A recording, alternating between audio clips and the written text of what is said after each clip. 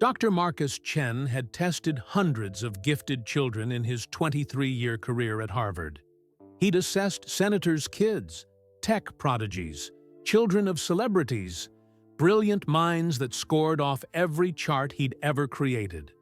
But nothing prepared him for the 5-year-old who didn't just answer his puzzle. The boy questioned the puzzle itself, then asked Chen a single question that would haunt him for years, unravel his entire career, and force him to confront an uncomfortable truth. What if everything he'd built his life on was destroying the very thing he thought he was measuring? It started with an unexpected email on a September morning in Palo Alto, when Chen was just another psychology professor attending just another education conference, completely unaware that in 48 hours, a kindergartner would change everything. Dr. Marcus Chen had seen the email 3 times before he actually believed it was real. The first time was at 6:47 a.m., when his phone buzzed on the nightstand of his hotel room at the Stanford Park Hotel. He'd glanced at it through half-closed eyes, saw the name Elon Musk in the sender line, and assumed it was spam. Some bot had probably scraped his Harvard faculty page and was trying to sell him cryptocurrency or a timeshare. The second time was at 8:15 a.m., after his morning run through the eucalyptus-lined paths of the Stanford campus. He'd showered, made terrible hotel coffee, and finally opened his laptop to clear out the overnight junk from his inbox. But when he clicked on the email to delete it, he actually read the first line. Dr. Chen, your work on non-standardized cognitive assessment in early childhood is exactly the kind of thinking we need. He stopped, read it again, checked the sender's email domain at kitchen.com. The restaurant group Elon Musk actually ran. Not spam. Possibly real. The third time was at 9:30 a.m., sitting in the back row of a remarkably boring panel discussion at Stanford's D School about reimagining educational paradigms for the post-digital native generation. A woman with severe black-framed glasses was explaining why children born after 2015 needed completely different teaching methodologies than children born in 2014. And Chen was wondering how he'd ended up at a conference where people said things like post-digital native with a straight face. He opened the email on his phone and read the whole thing. Dr. Chen, your work on non-standardized cognitive assessment in early childhood is exactly the kind of thinking we need. My brother and I are exploring new approaches to education, not reform, but genuine rethinking from first principles. We're having an informal gathering tomorrow, Saturday, at 2 p.m. at the Tesla Design Studio in Hawthorne. Small group, a few educators, some engineers, and several children, including my nephew. No presentation, no agenda. Just conversation about whether traditional education is solving the right problems. Your Stanford symposium ends Friday. I know it's presumptuous to ask you to stay an extra day, but if you can make it, I think you'd find it worthwhile. Kimball Musk Chen read it a 4th time, then a 5th.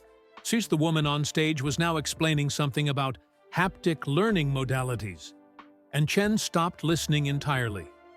His brain, trained by 23 years of academic pattern recognition, immediately began calculating probabilities. This email could be A. Legitimate, probability 60%, B. An elaborate prank by one of his graduate students, probability 15%, C. A real invitation, but to some Silicon Valley ego fest where billionaires would tell him how to fix education without understanding anything about child development, probability 25%. But here was the thing that made Chen's hands sweat slightly as he held his phone. He desperately wanted it to be real. Not because of the Musk connection, though that certainly added intrigue, but because Chen had been feeling increasingly suffocated by his own success. He was 46 years old, full professor at Harvard, director of the Laboratory for Developmental Studies, author of 2 books and 73 peer-reviewed papers. His childhood cognitive assessment protocol, the Chen method, was used in 42 countries. Parents paid $3,500 for a 2-hour session with him to determine if their 4-year-old was gifted, and he was beginning to hate every minute of it. Not the children. Never the children. They were endlessly fascinating, unpredictable and creative and strange in ways that still surprised him. No, what he was starting to hate was the measuring, the quantifying, the reducing of a child's infinite complexity to a percentile rank and a recommendation letter for private kindergarten admissions. 6 months ago, he'd assessed a 5-year-old girl named Emma from Cambridge, the daughter of 2 MIT professors.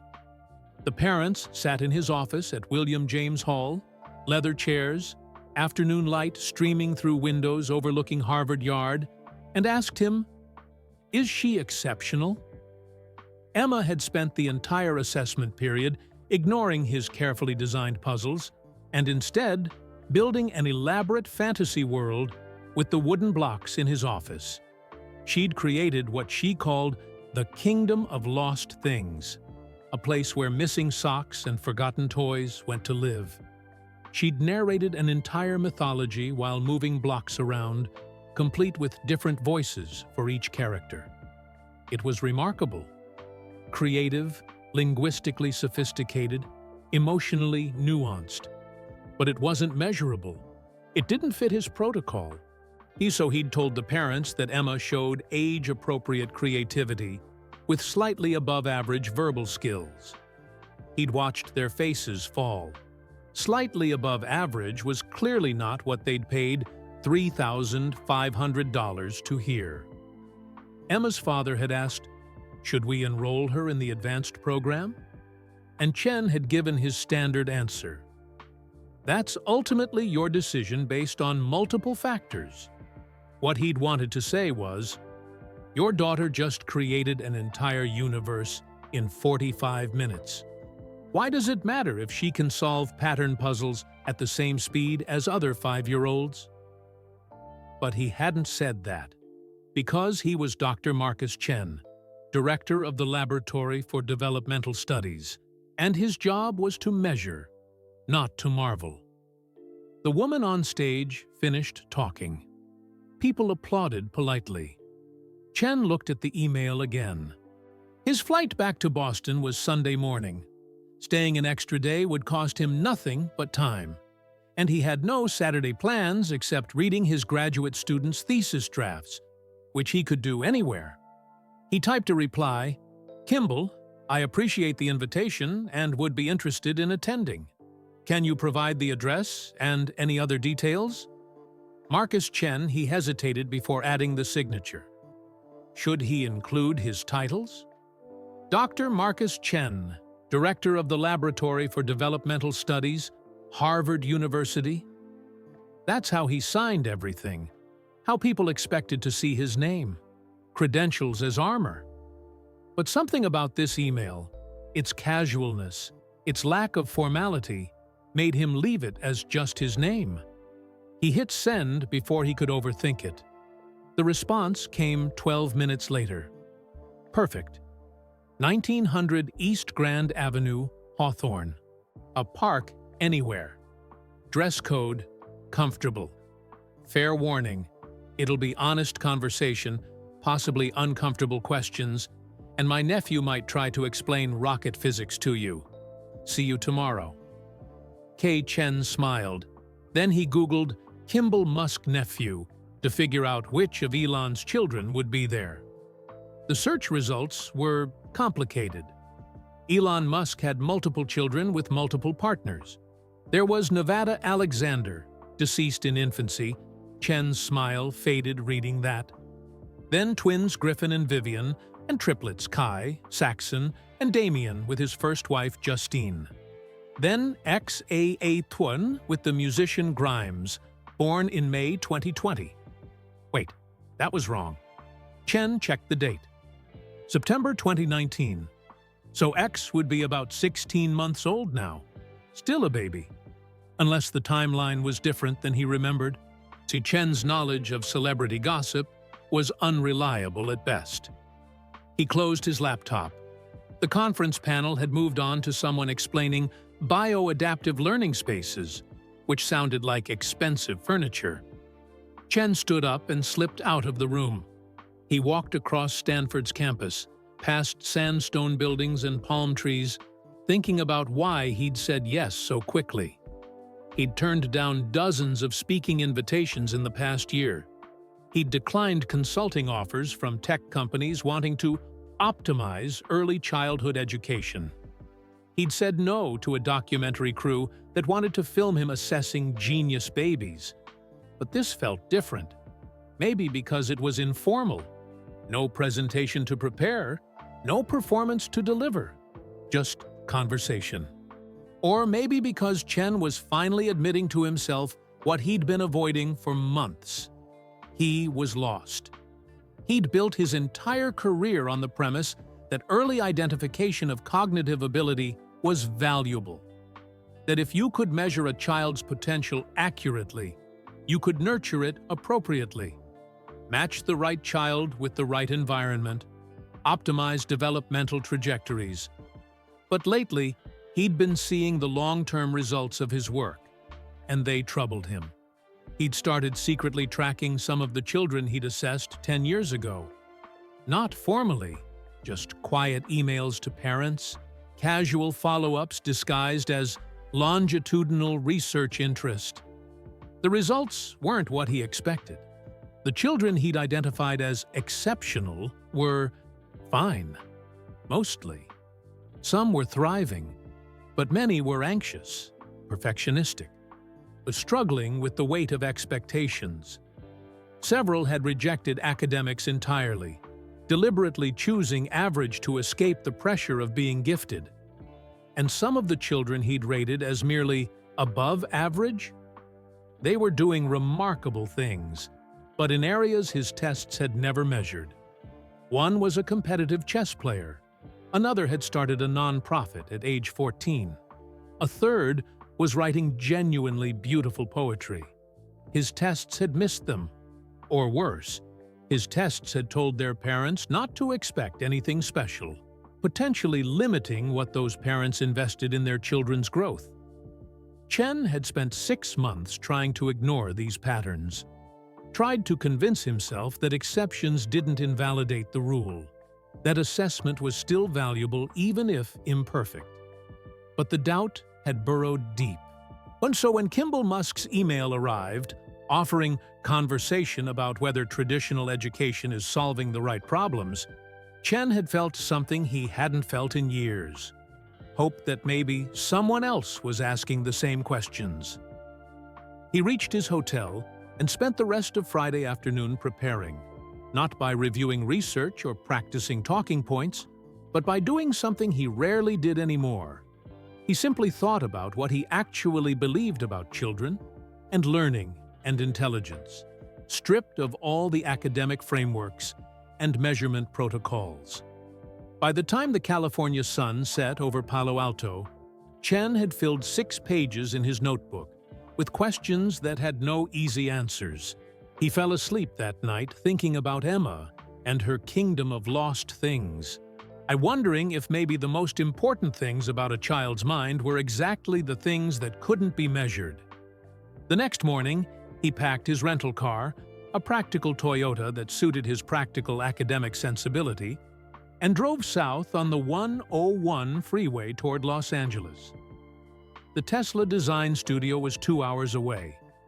Dr. Marcus Chen had no idea that a 5-year-old was about to ask him a question that would dismantle everything he'd built his life around. But he'd know soon enough. The Tesla design studio didn't look like much from the outside. Chen had expected something sleek and futuristic. Glass walls, minimalist architecture, maybe some chrome accents that screamed billion-dollar company. Instead, 1900 East Grand Avenue in Hawthorne was an industrial building that could have been a warehouse or a small airplane hangar, And the only indication that it belonged to Tesla was a small sign near the entrance and several Model S sedans parked in the lot, their paint jobs gleaming in the afternoon sun. Chen parked his Toyota between a Model X and what appeared to be a Cybertruck prototype. The angular, stainless steel vehicle looked like it had driven straight out of a science fiction movie. He checked his phone. 1:58 p.m. Almost exactly on time, which felt very Marcus Chen and very not Silicon Valley. He grabbed his leather messenger bag, the one his parents had given him when he got his PhD from Berkeley, still holding up after 20 years, and walked toward the entrance. The door was propped open with a wooden wedge. Chen could hear voices inside, children laughing, the metallic sound of something being wheeled across a concrete floor. And he stepped inside and stopped, momentarily disoriented. The interior was nothing like he expected. Yes, there were prototype vehicles, a Model 3 with its hood open, revealing an electric motor, what looked like a half-assembled roadster, some kind of electric ATV in the corner.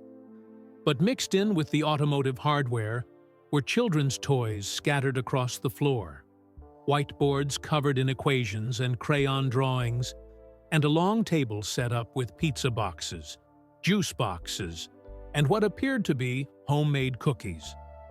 About 15 people occupied the space. Chen recognized the basic categories. Several adults who looked like engineers, hoodies, jeans, thoughtful expressions. A few people who had educator written all over them. One woman in a cardigan holding a clipboard. A bearded man in khakis gesturing animatedly. And 5 or 6 children ranging from maybe 4 to 8 years old. A tall man with dark hair and a friendly face approached immediately. Chen recognized him from photos. Elon Musk, Elon's younger brother. Dr. Chen? Kimball extended his hand. His grip was warm, firm. Thanks for making the drive. How was the conference? Educational, Chen said, then added honestly. Though not always in the intended ways. Kimball laughed. That's most conferences. Come on, let me introduce you around. Fair warning, we're pretty informal here. This whole thing is an experiment. As Kimball led him into the space, Chen observed the children more carefully. Professional habit. 3 boys were building something complex with Lego Technic pieces near one of the prototype vehicles, their construction sprawling across the floor. 2 girls were drawing on a whiteboard, creating what looked like a map of an imaginary world, complete with labeled territories and trade routes, sophisticated for their age. Another boy, smaller than the others, sat cross-legged on a cushion near the back, reading a book that seemed far too large for him.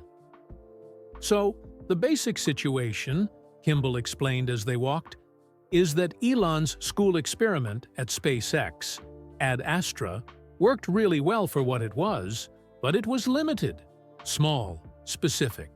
We're thinking bigger now. What if you could design an education system from scratch? No constraints, just first principles. What do children actually need to learn? And how do humans actually learn best? Chen nodded. He'd heard about Ad Astra, the small experimental school Musk had created at SpaceX for employees' children. Ungraded, project-based, heavy on problem-solving. It had been successful by most accounts, though details were scarce. The problem, Kimball continued, is that everyone involved, the engineers, the entrepreneurs, we're all products of traditional education.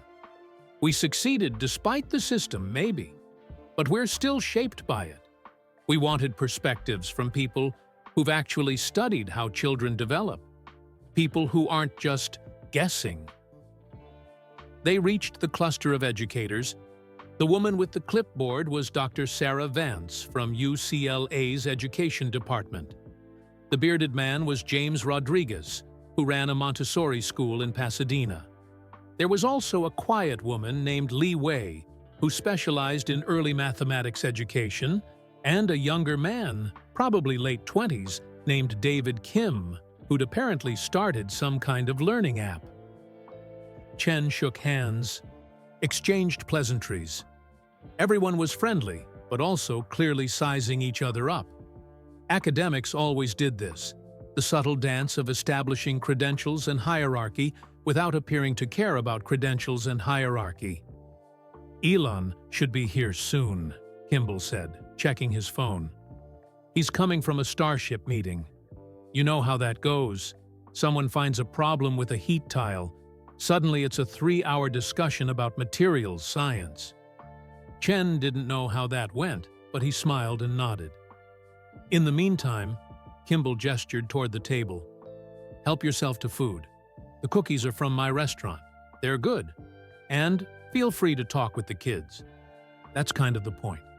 See how they think, what they're interested in. No formal anything, just observation and conversation. Chen appreciated that. Saying he'd done enough formal assessments.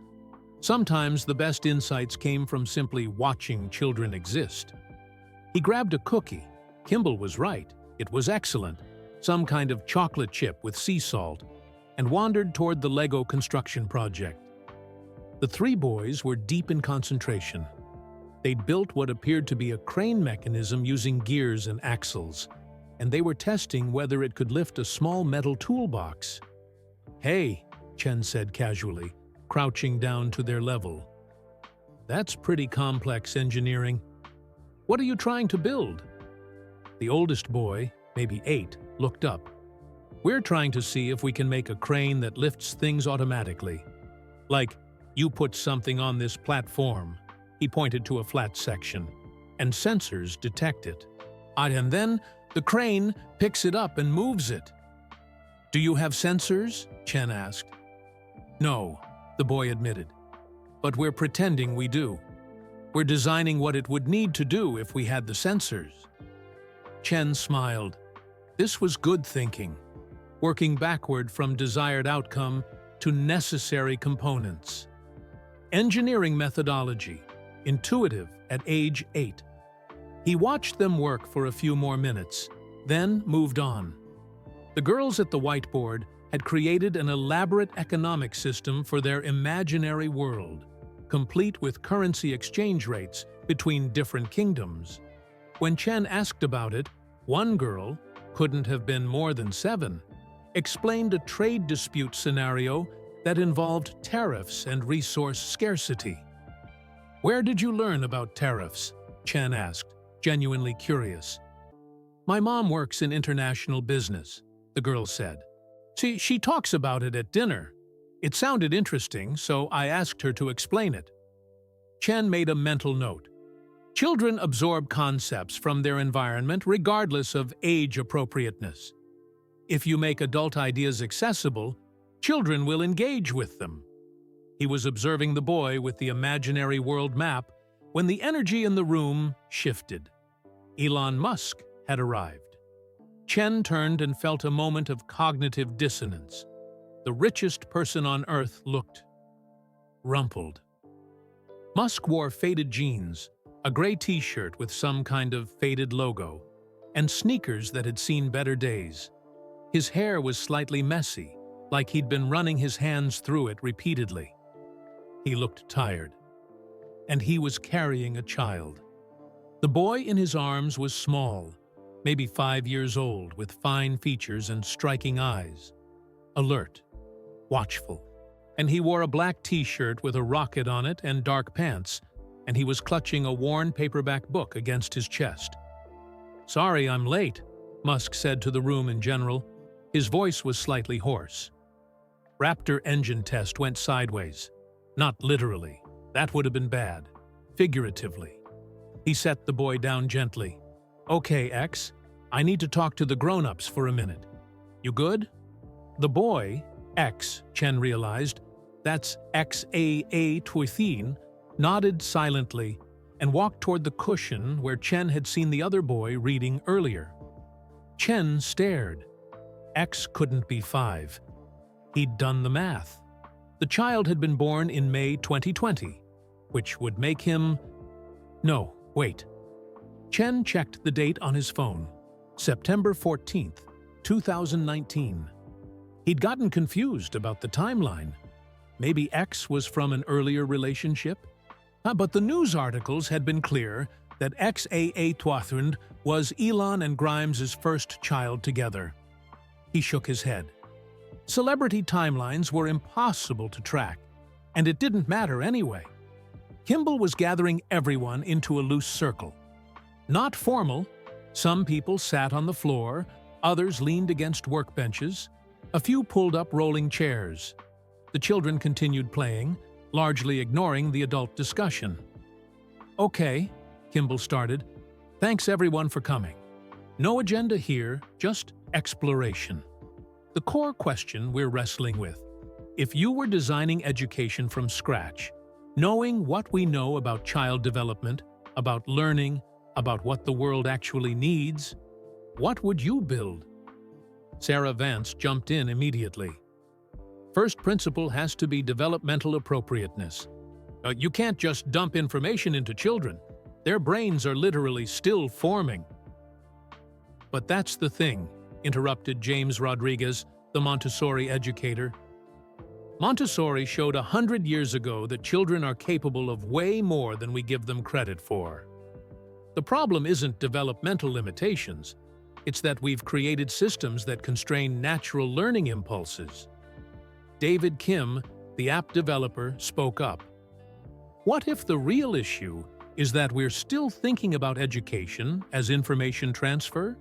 Like, school is where you go to download facts into your brain. But that's not how learning actually works in the real world. Learning is contextual, problem-based."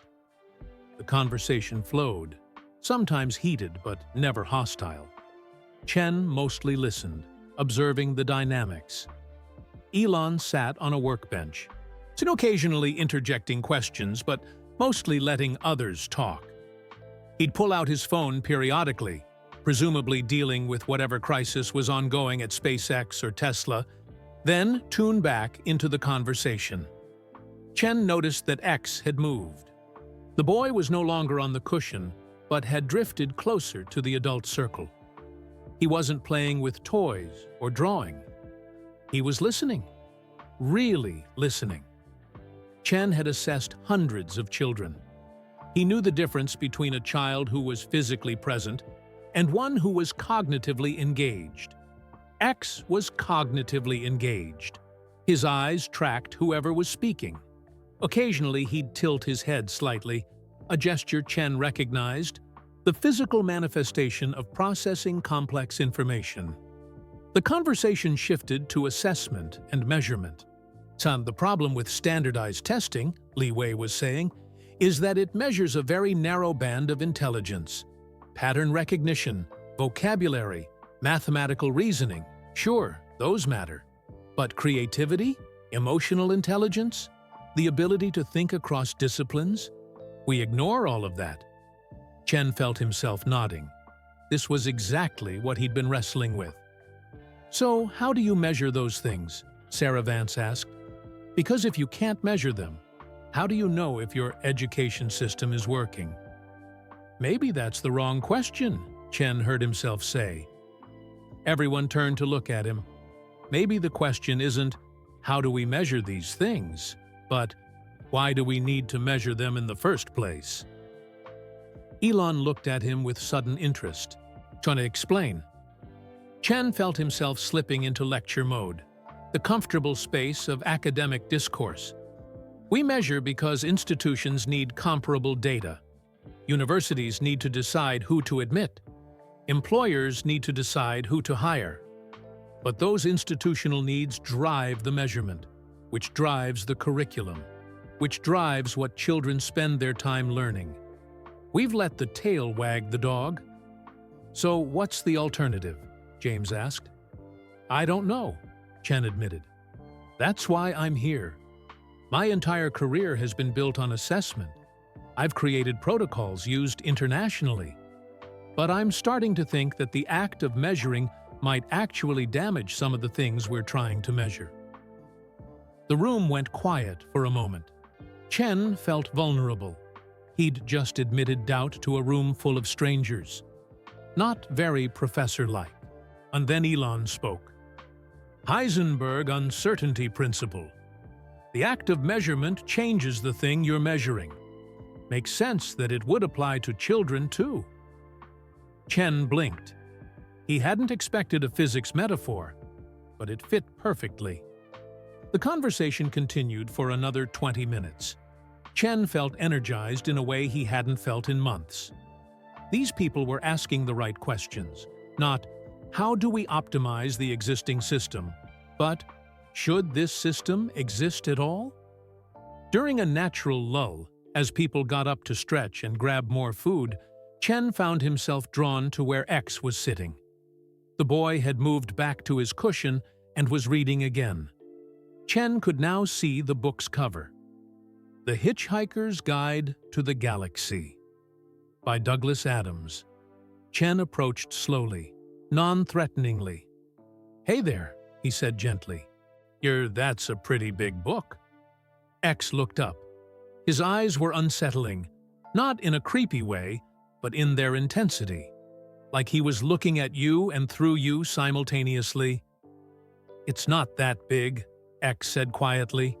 His voice was clear, articulate.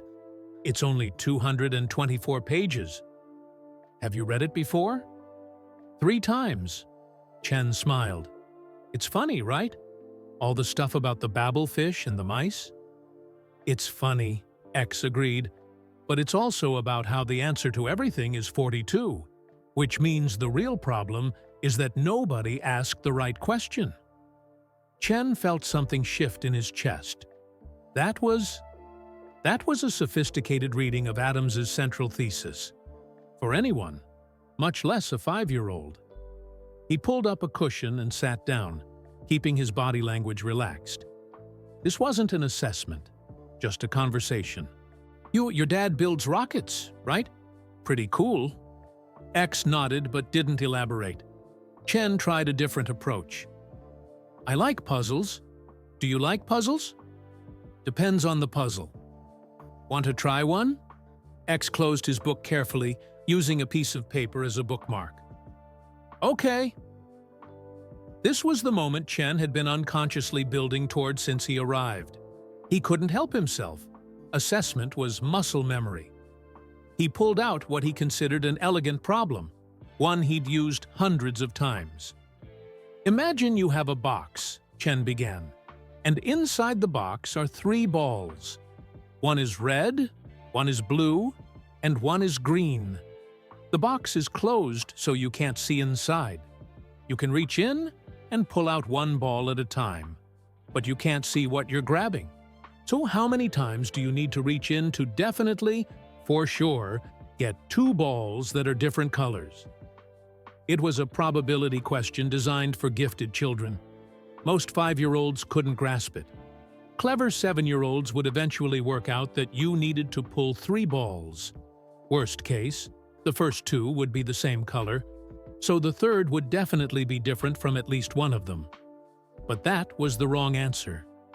The correct answer was 2, because after pulling 2 balls, you definitely had either 2 different colors, success, or 2 of the same color, which meant the remaining ball must be different from at least one of the 2 you pulled. So you'd already achieved the goal of having pulled 2 balls, where at least one pair was different colors. It was a subtle logical distinction that required careful thinking. Chen had seen brilliant adults struggle with this problem. X looked at him for a long moment. Can I shake the box? Chen was confused. Sure, but you still can't see inside. Why would shaking help? I was just wondering if the balls made different sounds, X said. Then, the answer is twice. You pull 2 balls, and either they're different colors, or they're the same color. But either way, you've got the information you need. Chen felt his eyebrows rise. X had solved it in less than 10 seconds. That's right, Chen said, impressed, despite himself. That's very good. Most kids, but that's the wrong question, X interrupted quietly. The words hung in the air between them. Chen felt something cold settle in his stomach. "What do you mean, wrong question?" X stood up, still holding his book, and he walked over to a nearby whiteboard that had some rocket trajectory calculations on it.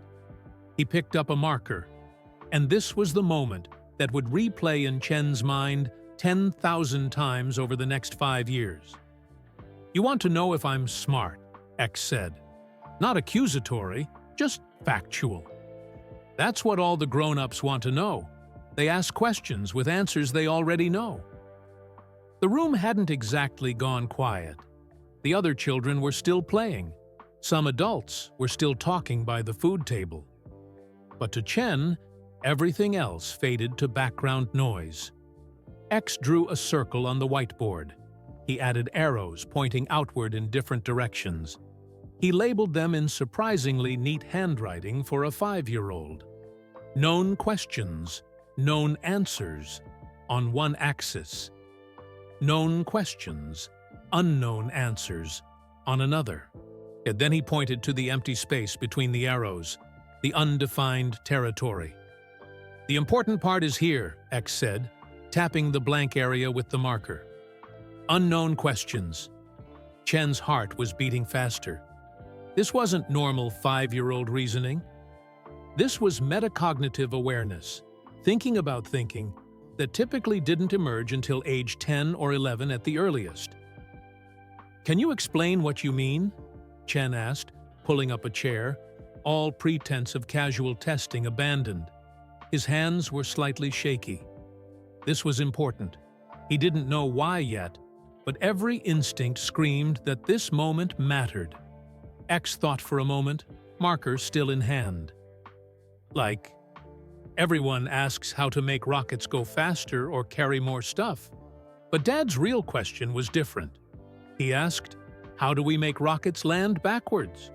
Nobody was asking that, and it was an unknown question." He turned to face Chen directly. "Your ball question has a known answer. You already know it. You're testing if I can find the path to your answer. But what if there's a better question?" Chen felt like he was standing on the edge of something vast. What would be a better question? "Why do you need to pull out 2 balls?" X responded immediately. "What's the actual problem you're trying to solve? Maybe you don't need to reach in at all. Maybe you need a different box." Chen opened his mouth, closed it, opened it again. Elon had appeared beside them, quiet as a ghost. "X, let Dr. Chen finish his conversation." "No, please," Chen said quickly, not taking his eyes off X. "This is fascinating. X, you're saying that problem reframing is more important than problem solving?" X tilted his head, considering. "So your problems are just questions wearing scary masks." That sounded like something someone had told him. Maybe Elon, maybe his mother. But the application was original.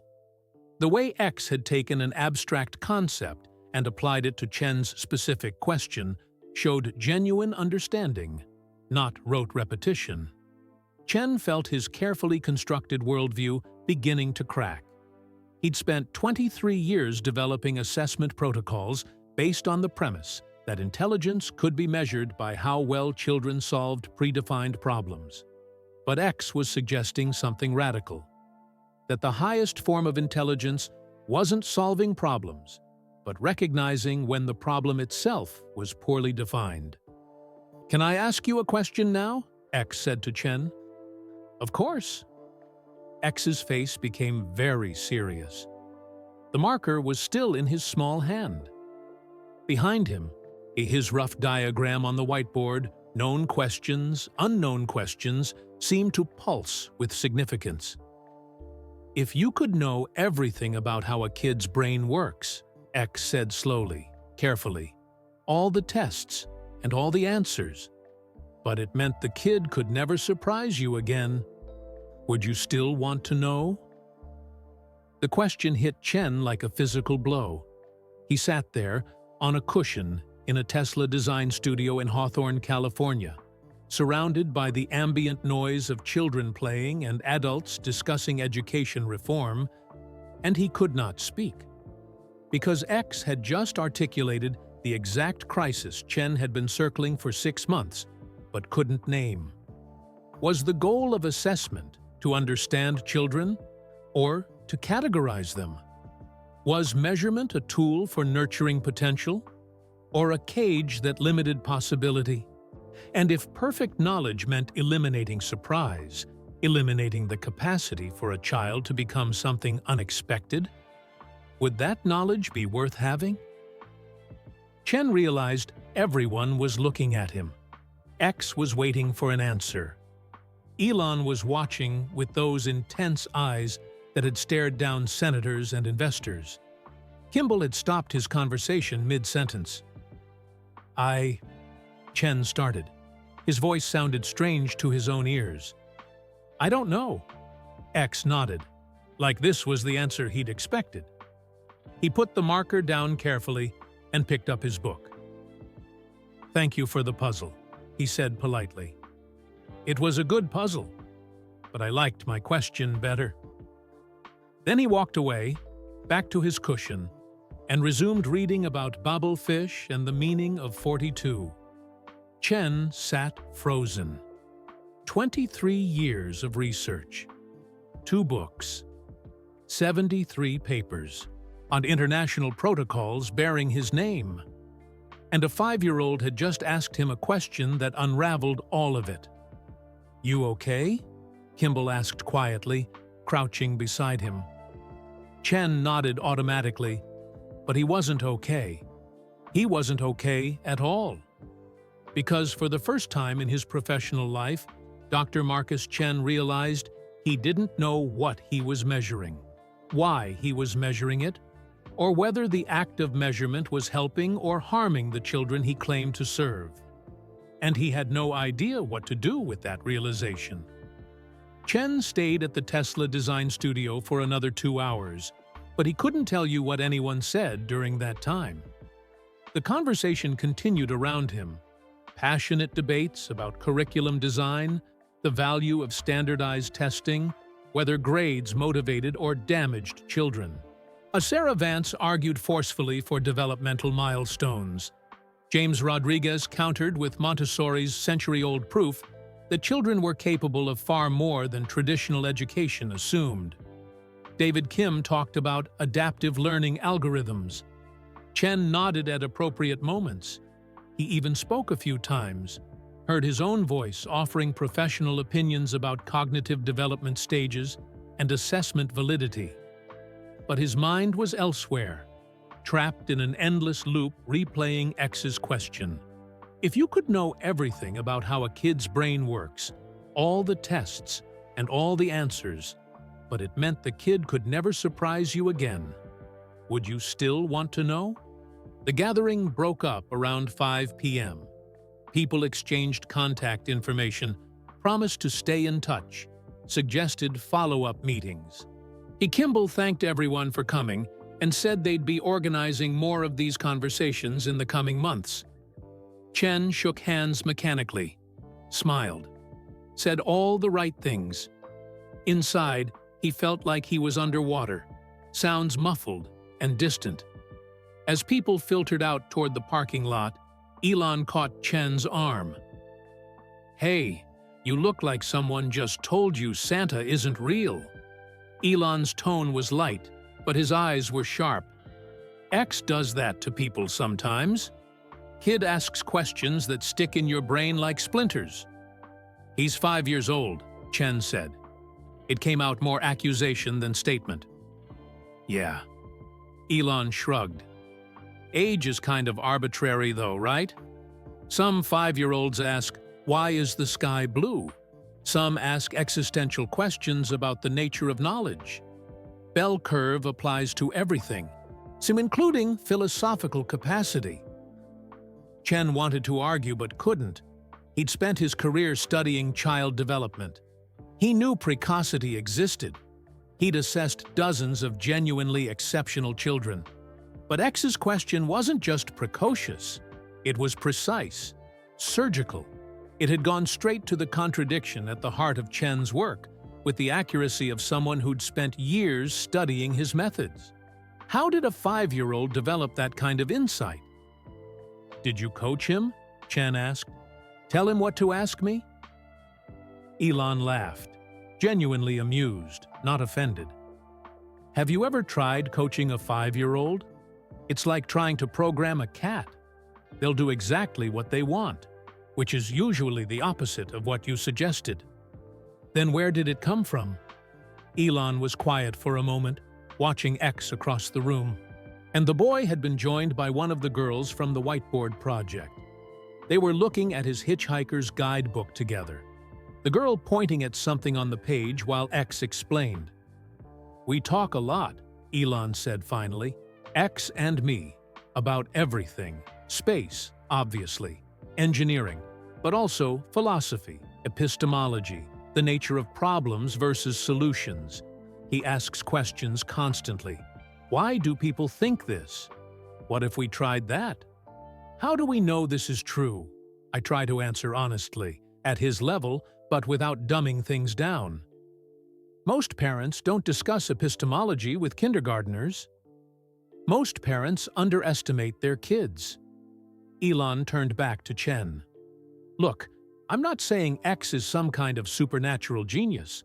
And he's a smart kid who's been exposed to a lot of ideas and hasn't been taught to stop asking questions yet. That's the key thing. Yet. School will probably train it out of him like it does most kids. They'll teach him that there's one right answer, that the teacher knows it, and his job is to find it. By 3rd grade, he'll stop questioning the questions. That's what you're trying to prevent? With this new education project?" "Partly, but it's bigger than that." Elon gestured around the design studio, the prototype vehicles, the whiteboards covered in equations and children's drawings, the physical evidence of imagination made manifest. Everything here started with someone asking a question nobody else was asking. Why can't rockets be reusable? Why can't electric cars be better than gas cars? Why can't we build tunnels faster? Those aren't hard questions to ask, but somehow nobody asks them because they're so busy answering the questions everyone else is already asking. Chen nodded slowly. Unknown questions. Exactly. X got that from listening to me talk about first principles thinking. I probably said something like, "Most people optimize answers to existing questions instead of looking for new questions." And he absorbed it, made it his own framework.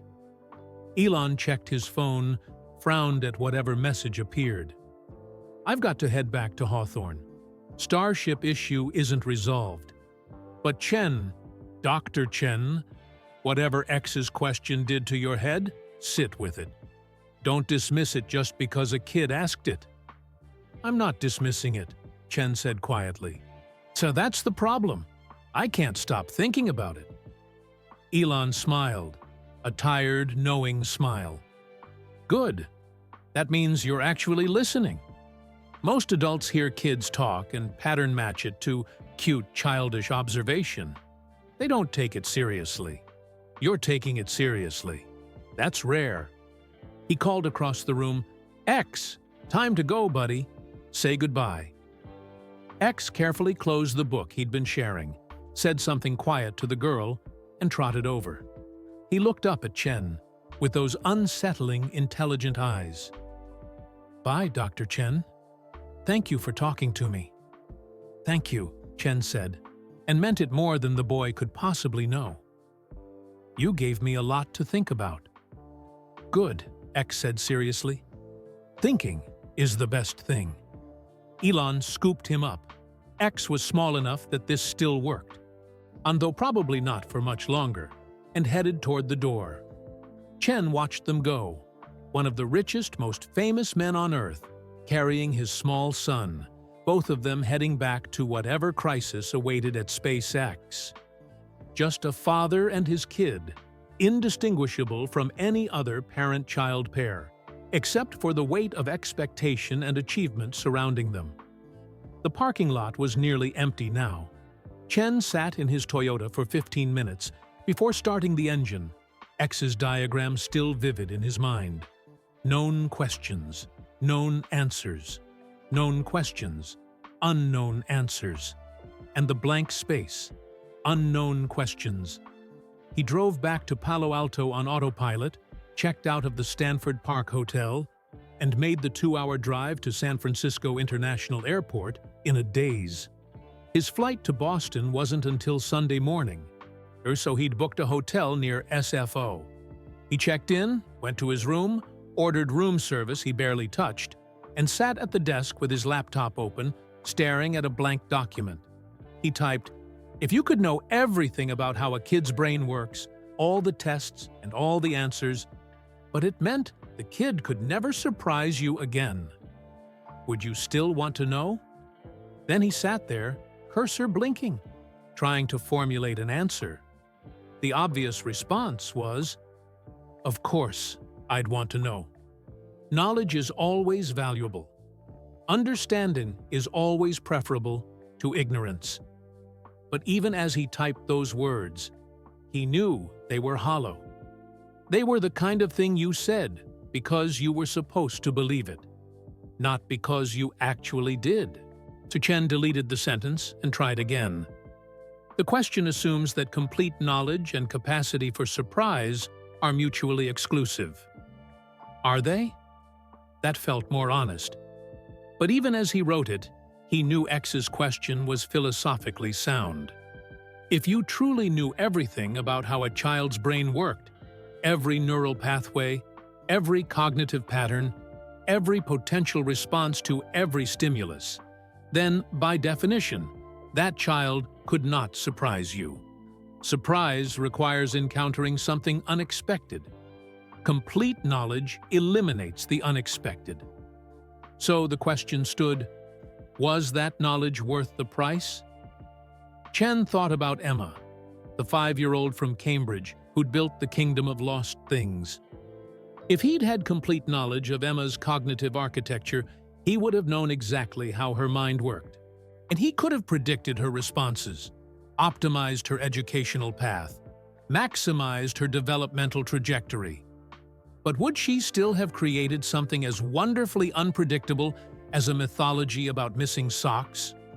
Or would his knowledge, and the interventions that knowledge enabled, have channeled her creativity into more measurable, more productive directions?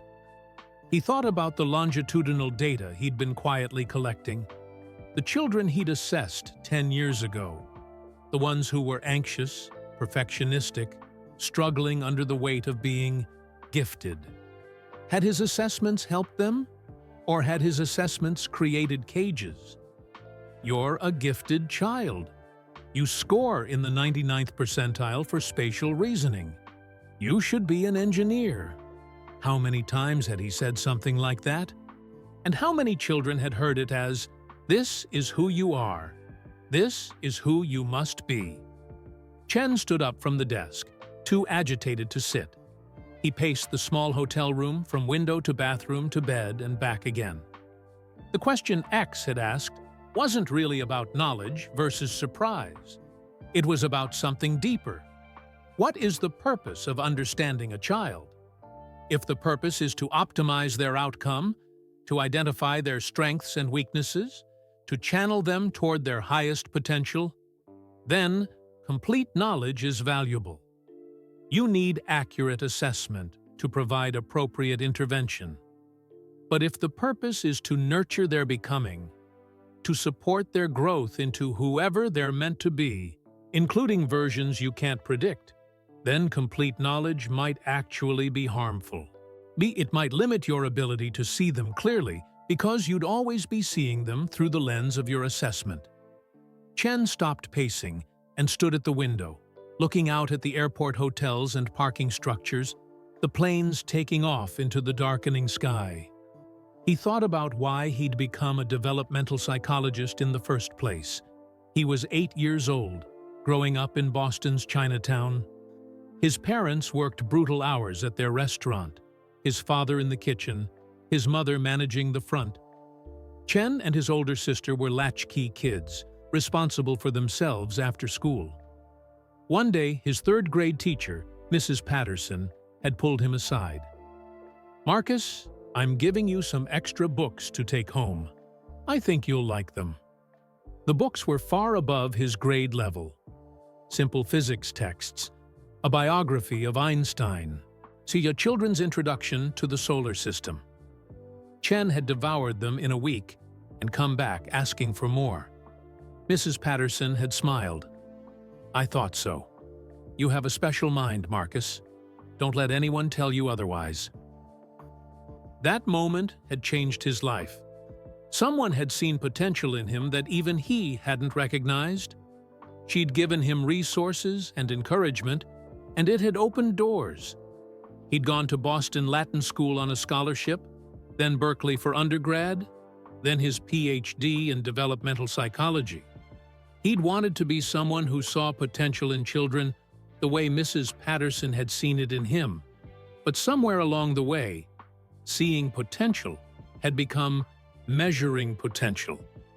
And measuring had become categorizing, and categorizing had become limiting. Mrs. Patterson hadn't assessed him. She'd noticed him, and she'd given him books and space and encouragement. And then she'd let him surprise her. What if that was the model? Not measurement, but attentiveness. Not assessment, but provision of resources and stepping back. Chen laughed bitterly. That model didn't scale. Mrs. Patterson could do it because she had 23 students and decades of experience, and she trusted her intuition. But what about teachers with 40 students? What about parents with no educational background? What about systems serving millions of children? You needed assessment for scale. You needed measurement for equity. Otherwise, support went only to the children lucky enough to have attentive teachers or knowledgeable parents. But X's question remained. What did you lose in the process of measuring? Chen returned to his laptop, and he opened a new document and began typing. Not an answer to X's question, but an exploration of it, a working through. He wrote about the history of intelligence testing, from Binet's original work designed to identify children who needed extra support, to the modern IQ test industry that had transformed a diagnostic tool into a ranking system. He wrote about the philosophical problem of reification, treating an abstract concept, intelligence, as if it were a concrete thing that could be measured in grams or meters. He wrote about his own work, his protocols, his assessments. He tried to be honest about what they captured and what they missed. He wrote until 2 a.m., until his eyes burned and his back ached from hunching over the keyboard. Finally, exhausted, he saved the document with the file name Unknown Questions Notes. He fell asleep with his laptop still open, X's voice echoing in his mind. Problems are just questions wearing scary masks. Chen's flight back to Boston left at 11 a.m. on Sunday. He woke up at 7, still dressed in yesterday's clothes, laptop battery dead on the desk beside him. He showered, packed, checked out, and went through airport security in a fog. At the gate, waiting to board, he pulled out his phone and did something impulsive. He searched for Grimes on Instagram, X's mother. He didn't usually follow celebrities, but he wanted to understand the environment that had produced a child like X. Her feed was a chaotic mix of artistic self-portraits, futuristic aesthetics, obscure memes, and occasional photos of X, face usually obscured or turned away. So the captions were cryptic, philosophical, sometimes just emoji strings that probably meant something to her followers. One recent post caught his eye. It was a drawing, possibly X's, though it wasn't labeled as such. A simple crayon sketch of a rocket ship, but underneath in careful letters, "Rockets go up." But why? Because someone asked how. The caption read, "Teaching my kid that questions greater than answers always." Chen stared at that for a long time. questions greater than answers. Always. It was the opposite of everything traditional education taught. School was about acquiring answers. Tests measured how many correct answers you could produce. Success meant having the right answers. But innovation, actual innovation, the kind that changed the world, came from asking questions nobody else was asking. Reusable rockets, electric cars that didn't suck, private space exploration. These existed because someone asked, "Why not?" when everyone else assumed, "Can't be done." How do you teach a child to ask better questions? You don't, Chen realized. You just don't teach them to stop asking. That was the key insight. Children were natural questioners. Every toddler went through the why phase, asking exhausting chains of questions that parents eventually learned to shut down with, "Because I said so," or "That's just how it is." School accelerated that shutdown. Sit still. Listen to the teacher. Here's the problem. Here's the method. Here's the answer. Repeat on the test. By third grade, most children had learned that their job was to find the teacher's answer, not to question whether it was the right question.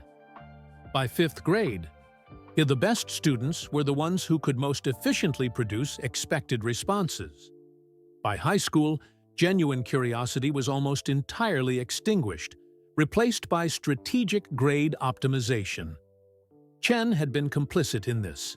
His assessments identified children who were good at producing expected responses. He called it giftedness. But maybe what he was actually measuring was conformity, the ability to discern what adults wanted and deliver it efficiently. Meanwhile, children like X, who questioned the questions themselves, didn't necessarily score well on his tests, because his tests had right answers, and questioning the premise of the test itself wasn't a valid response option. How many brilliant, genuinely original minds had he missed? How many children who asked unknown questions had he categorized as average because they didn't excel at answering known questions? The gate agent called his boarding group. Chen stood mechanically, joined the line, found his seat on the plane. As the aircraft taxied toward the runway, Chen made a decision. He pulled out his phone, still allowed before takeoff, and opened his email. He sent a message to his department chair, Dr. Patricia Vance. "Patricia, I need to take a step back from assessment work for the next semester. I'm experiencing some significant doubts about our methodologies and need time to research and reflect. I'll continue teaching my courses, but I'm suspending all individual child assessments until further notice. I know this is sudden. I'll explain more when I'm back Monday. But I can't in good conscience continue this work until I've resolved some fundamental questions about what we're measuring and why." Marcus. He hit send before he could second-guess himself. The plane lifted off, Boston 5 hours away, and Chen felt something he hadn't felt in years: terrified uncertainty. He didn't know if he was making the right decision. He didn't know what his colleagues would think. He didn't know if this crisis would pass, or if it would fundamentally alter his career. But for the first time in 23 years, Dr. Marcus Chen was asking an unknown question. What if everything I've built my career on is wrong? And he was brave enough, or foolish enough, not to look away from the answer, whatever it turned out to be. The flight attendant came by with drinks. Chen ordered coffee, opened his laptop, battery recharged at the gate, and returned to his document from the night before. He added a new section titled, "What X's Question Actually Asks." He wrote, "The question appears to be about knowledge versus surprise, but it's actually about relationship. How do we relate to children? As puzzles to be solved, as mysteries to be measured, or as people in the process of becoming, whose ultimate form should remain at least partially unknown even to those guiding them?" Complete knowledge of a child's cognitive architecture would enable perfect optimization. But optimization toward what end? The child most likely to succeed in existing systems? Or the child most likely to reimagine those systems entirely? X's question suggests that surprise, the capacity to become something unexpected, is not a bug in human development, but perhaps its most essential feature. And if surprise is essential, then complete knowledge, which eliminates surprise, is not just unnecessary, but actively harmful. This has profound implications for assessment. If our goal is to enable surprise, then our assessment methods should… He paused, cursor blinking. Should what? He didn't know. That was the problem.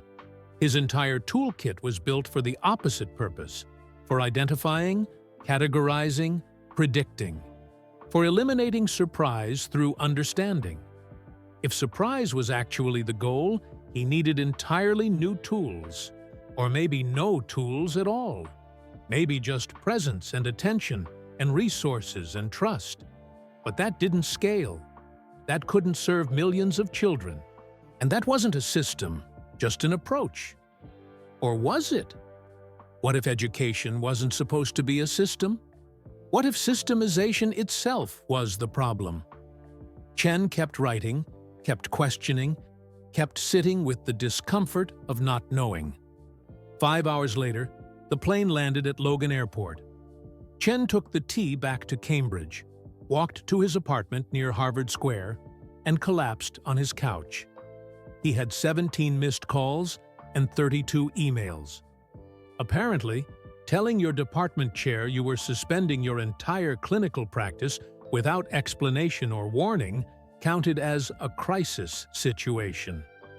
Chen closed his eyes and laughed, not with humor, but with exhausted recognition of the absurdity.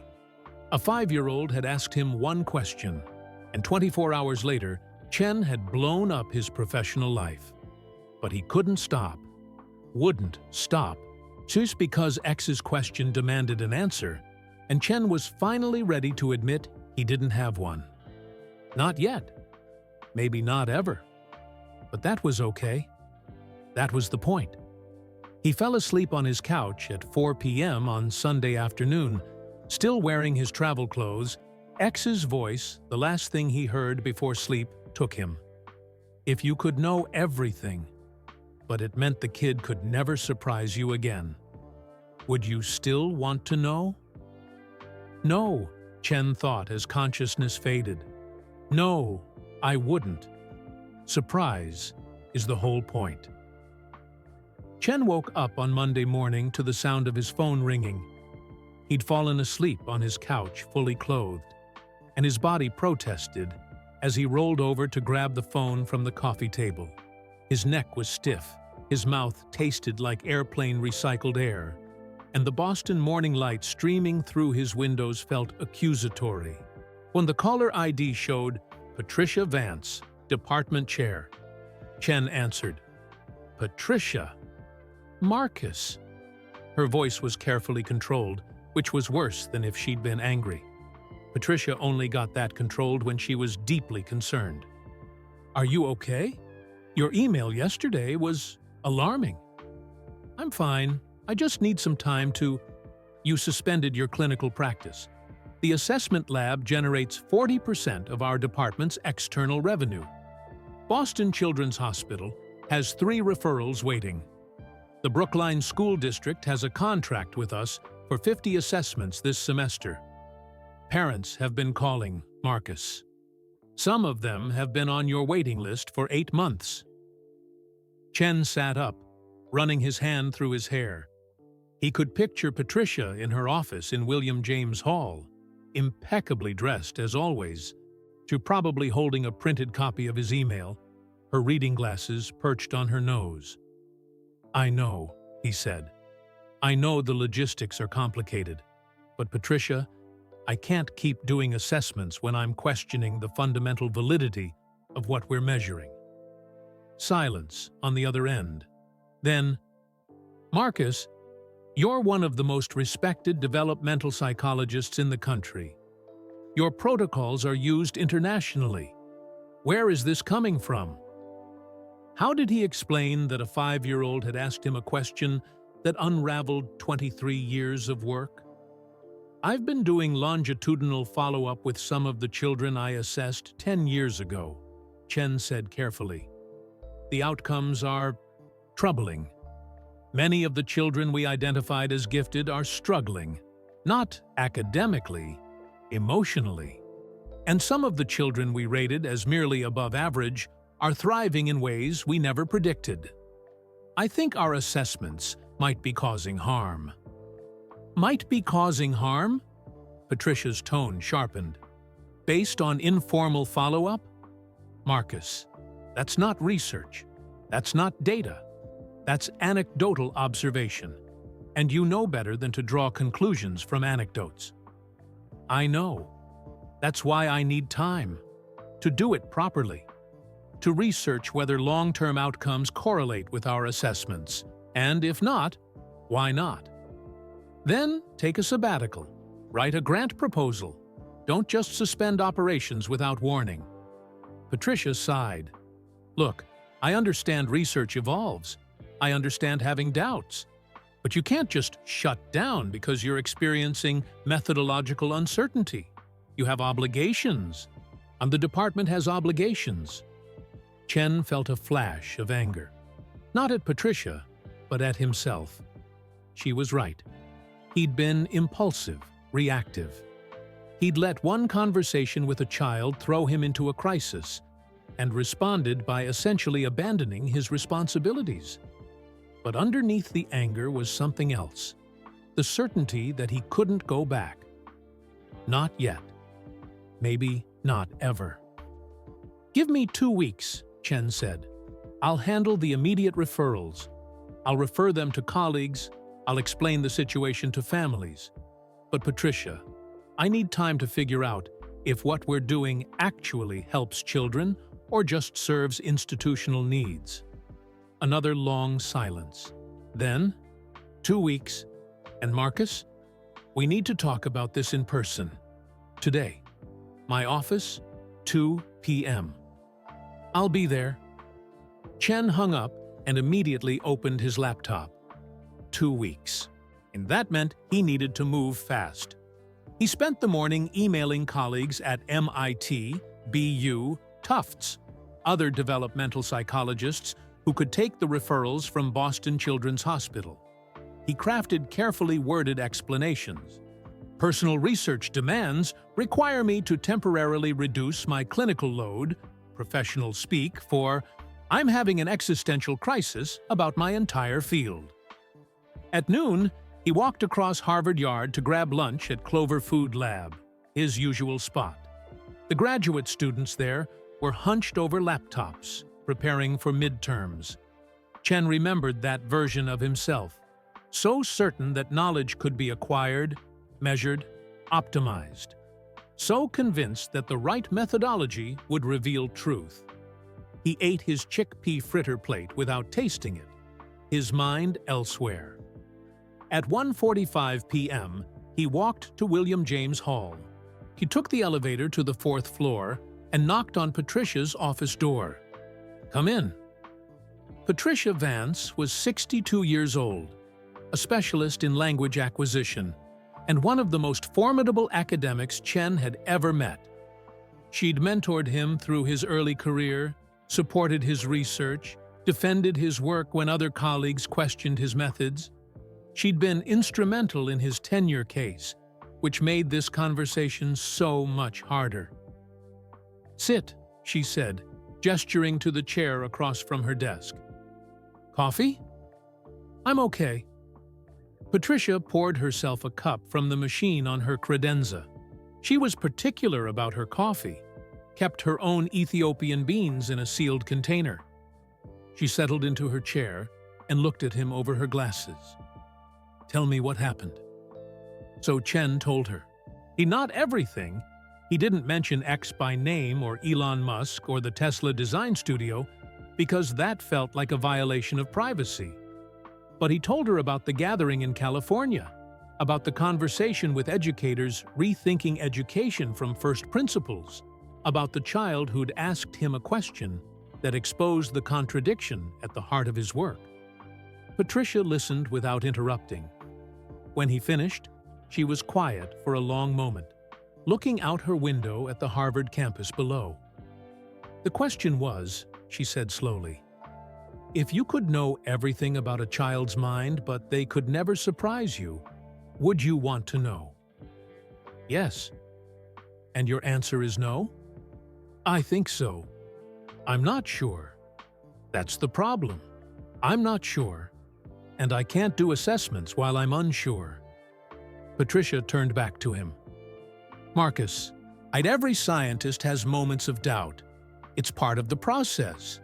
You sit with the doubt, you design new studies, you test your assumptions, you don't blow up your practice." "This isn't normal methodological doubt," Chen said. "This is doubt about whether the entire framework is flawed, whether assessment itself, the act of measuring and categorizing children, causes more harm than good." That's a radical position. I know. It's a position that, if you're wrong, will have destroyed your career for nothing. I know that too. Patricia sipped her coffee. "What outcome are you hoping for here?" Chen hadn't articulated it, even to himself. But now, pressed to explain, he found the words. "I want to know if the children we assess are happier and more successful because of our assessments, or in spite of them. I want to know if our identification of giftedness actually helps children reach their potential, or if it creates cages that limit what they allow themselves to become. And I want to know if there's a way to support children's development that doesn't require measuring them. That's not a 2-week research project. That's a career pivot. Maybe that's what I need." Patricia set down her coffee cup with a decisive click. "All right, here's what we're going to do. You're going to take the next 2 weeks to write a proper research proposal. Longitudinal outcomes of early cognitive assessment. That's valuable work, regardless of what you find. I'll support the project, help you get IRB approval, even help with grant applications. But Marcus, you need to do this right. No more impulsive decisions. And no more suspending operations without warning. You want to question the foundations of assessment? Fine. Do it scientifically." Chen felt something release in his chest. Relief mixed with gratitude. "Thank you, Patricia." "Don't thank me yet. This could still end your career. If you publish research suggesting that assessment is harmful, the people who've built their practices on your methods, internationally, Marcus, we're talking thousands of psychologists, they're not going to take it well." "I know. But," Patricia continued, "if you're right, if assessment does cause harm, then we have an ethical obligation to know that, even if it means admitting we've been wrong. Science requires that courage." She stood, signaling the meeting was over. 2 weeks, research proposal, my desk. Chen stood too. At the door, he paused. "Patricia, can I ask you something? When you were starting out, did you ever have a moment where you questioned everything? Where you wondered if your entire approach was flawed?" Patricia smiled, a small, sad smile. "Of course. I spent 10 years developing a theory of phonological development, published extensively, built my reputation on it. Then new neuroimaging data came out that suggested my core mechanism was wrong. I had a choice: defend my theory or follow the evidence. What did you do? I followed the evidence. Published a paper essentially retracting my own work. It was professionally humiliating. I lost a major grant. Some colleagues stopped taking my calls." She looked directly at him. "But it was the right thing to do. Because the goal isn't protecting our theories, Marcus. It's understanding reality, even when reality is uncomfortable." Chen nodded. "Thank you for understanding. I don't entirely understand, but I trust your integrity. Don't make me regret that trust." Chen spent the next 2 weeks in a manic state of research and writing. He started by systematically reviewing his own assessment data from the past decade. He'd evaluated 847 children in that time. He began the painstaking process of tracking them down. Not all of them, that would take years, but a representative sample. He sent carefully worded emails to parents. "I'm conducting longitudinal research on developmental outcomes and would appreciate a brief phone conversation about your child's current academic and emotional well-being." The response rate was decent, about 40%. But parents who'd paid $3,500 for an assessment generally wanted to talk about their child's progress. The conversations were illuminating and heartbreaking. One mother, whose daughter Chen had assessed 7 years ago at age 5, told him, "You said Mia had exceptional mathematical reasoning. We enrolled her in advanced programs, hired tutors, pushed her toward STEM. She's good at math, but she hates it. Last month, she told us she wants to be a writer. We didn't even know she wrote. She's been doing it secretly because she thought we'd be disappointed." Another parent, "You identified Jake as gifted in spatial reasoning. Everyone told us he should be an architect or engineer. But all the pressure made him so anxious, he's been in therapy for 3 years. He's 12 now and terrified of failing, and he won't try anything unless he's sure he can be the best at it." Not every conversation was negative. Some children were thriving, happy, developing exactly as predicted. But the ratio was troubling. Roughly 30% genuinely flourishing, 50% struggling with anxiety or perfectionism, 20% actively rejecting the academic path their assessments had mapped. Chen compiled the data in spreadsheets, looking for patterns. Children assessed as gifted were more likely to report anxiety. Children with parents who'd received detailed intervention recommendations showed higher rates of perfectionism. Children whose assessments had been shared with schools often felt trapped by their labels. Meanwhile, he read voraciously. Papers on the long-term effects of labeling, research on growth mindset versus fixed mindset, the studies on the relationship between early identification and later outcomes. He discovered Carol Dweck's work on how praising intelligence, "You're so smart," versus praising effort, "You worked really hard," affected children's willingness to take on challenges. He found research by Rena Subotnick on adult outcomes of childhood prodigies. The data showed that early achievement was a poor predictor of adult eminence. Many prodigies became successful adults, but so did many merely bright children. The key factors in adult achievement were motivation, perseverance, and opportunity, not early test scores. He read about William James Sidis, America's most famous child prodigy, who'd entered Harvard at age 11 in 1909 with tremendous fanfare. Sidis had burned out spectacularly, spent his adult life working menial jobs, and died at 46, alone and bitter. His sister later wrote that the worst thing their parents ever did was publicly proclaim his genius, turning him into a circus act rather than letting him be a child. The more Chen read, the more a pattern emerged. Early identification of exceptional ability often created problems it was meant to solve. Gifted programs were meant to nurture potential, but they often created social isolation and excessive pressure. Advanced placement was meant to challenge bright minds, but it often resulted in burnout and hatred of learning. Assessment was meant to match children with appropriate resources, but it often locked them into narrow paths defined by their test scores. By the end of the first week, when Chen had 60 pages of notes, and a growing conviction that X's question had been exactly right. The act of knowing everything about a child's cognitive architecture would eliminate the surprise of their becoming. And that surprise was essential, not incidental. But he still needed to write the research proposal Patricia had demanded. He couldn't just sit with philosophical insights. He needed a scientific study. On day 8, Chen sketched out the design. Title: Longitudinal Outcomes of Early Cognitive Assessment, a 20-year follow-up study.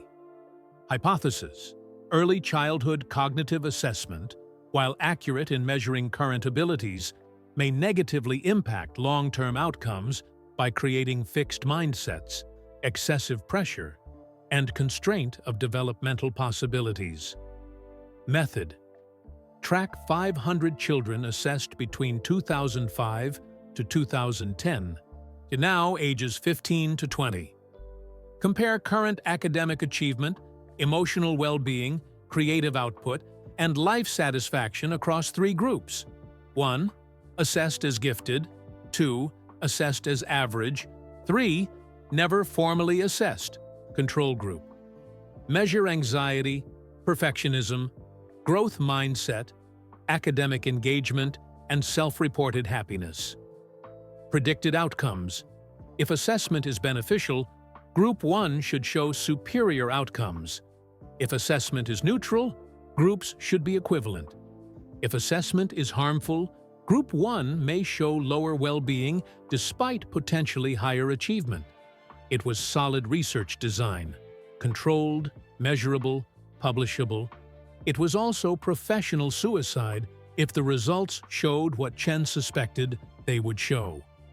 But Patricia was right. Science required courage.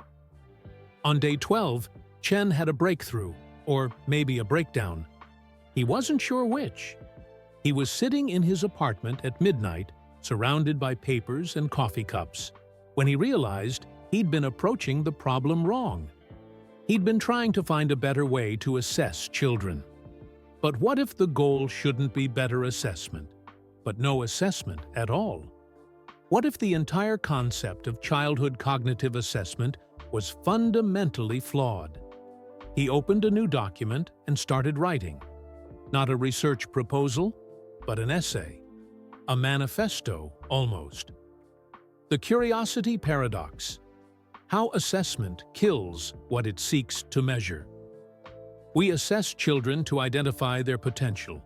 But what if the act of assessment destroys the very thing we're trying to measure? Consider curiosity. A curious child asks questions constantly, explores freely, makes unexpected connections.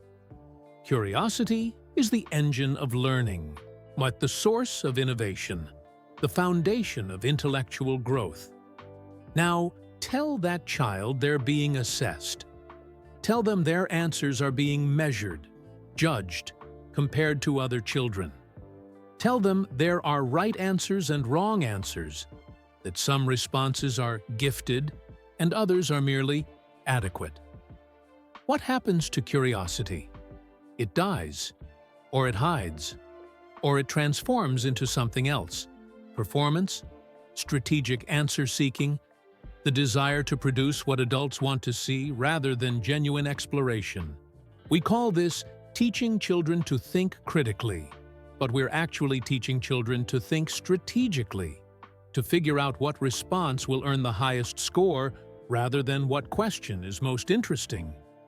Assessment, by its nature, channels thought into predefined paths, and it asks known questions and evaluates against known answers. But innovation, actual innovation, comes from unknown questions. Questions nobody thought to ask, approaches nobody thought to try. If we truly want to nurture exceptional minds, we must resist the urge to measure them. We must provide resources, remove obstacles, offer opportunities, and then step back. Let children surprise us. Let them become things we didn't predict, pursue paths we didn't map. This is terrifying for parents and educators. It means accepting uncertainty. It means not knowing if we're doing it right. It means trusting children to find their own way. But it's the only way to preserve what makes childhood minds truly remarkable: their capacity for genuine wonder. Chen stopped typing and read what he'd written. It was radical, possibly career-ending. Definitely not the careful, measured research proposal Patricia expected. But it was honest. For the first time in 23 years, Dr. Marcus Chen was saying what he actually believed instead of what he was supposed to believe. He saved the document. Then he opened a new one and began writing the research proposal Patricia had asked for, the proper scientific study, with controls and hypotheses and measurable outcomes. Because he could do both. He could follow the evidence scientifically while also articulating the philosophical implications. Science and wisdom weren't opposites. They were complementary.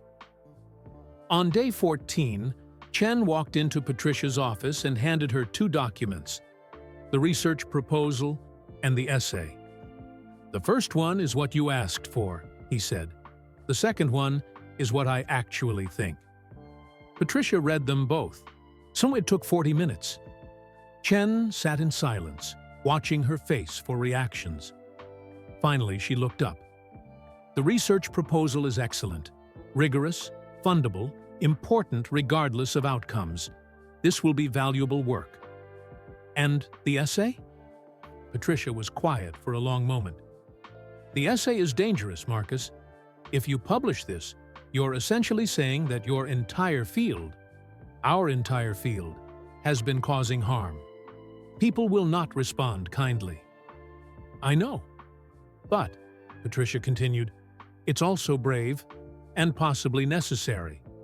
If assessment does harm, someone needs to say it." She handed both documents back to him. "Here's what I recommend. Do the research first, get the data. Then, if the data supports your thesis, publish the essay alongside the empirical findings. Let the evidence speak, then interpret it. That's good science." Chen nodded slowly. "That makes sense. It also buys you time. The research will take at least 2 years, recruiting participants, collecting data, analyzing results. 2 years to be absolutely certain before you stake your reputation on this position." 2 years. That felt both too long and not long enough. "In the meantime," Patricia said, "I'm approving your suspension of clinical assessments. We'll redistribute the referrals, adjust the department budget. You can focus on your teaching and this research." "Thank you, Patricia." "Don't thank me. Just prove that this isn't a mistake. Prove that your doubt was warranted." She smiled slightly. "And Marcus? That 5-year-old who asked you the question, I don't know who they are and I don't need to know. But whoever they are, they're lucky they met you. Not every adult would take a child's question that seriously." Chen felt his eyes sting unexpectedly. "I think I'm the lucky one." He left Patricia's office with both documents in his bag and walked across Harvard Yard in the October afternoon. The leaves were turning gold and red. Students were scattered across the grass studying, and Chen felt something he hadn't felt in months. Not certainty, he was far from certain, but purpose. He didn't know if his research would prove his suspicions. He didn't know if he was right to question assessment. He didn't know what his career would look like in 2 years. But he knew he was asking the right question now. Not, how do we measure children better? But, should we measure them at all? That was an unknown question. And unknown questions were where real discovery happened. That evening, Chen sat in his apartment and wrote an email he'd been composing in his head for 2 weeks. "Dear Kimball, thank you for inviting me to the gathering at the design studio. The conversation was valuable, but what happened after was more valuable still. Your nephew asked me a question that has fundamentally altered my approach to my work. I wanted you to know that, and to thank him. if you get the chance. Tell him that Dr. Chen is trying to choose better questions now. Marcus Chen. He hit send before he could overthink it. Then he opened his research files and began the long, uncertain work of following where the evidence would lead, wherever that might be, even if it meant destroying everything he'd built, especially if it meant that, because choosing unknown questions meant accepting unknown answers, and Chen was finally ready for that uncertainty. Chen didn't hear back from Elon Musk for 3 weeks. In that time, he threw himself into the research with an intensity that worried his colleagues. He was in his office by 6 a.m. most mornings, stayed until the cleaning crew arrived at 9 p.m. He tracked down 237 families from his assessment records, conducted phone interviews, administered standardized well-being surveys, coded the qualitative data by hand. His graduate students noticed the change.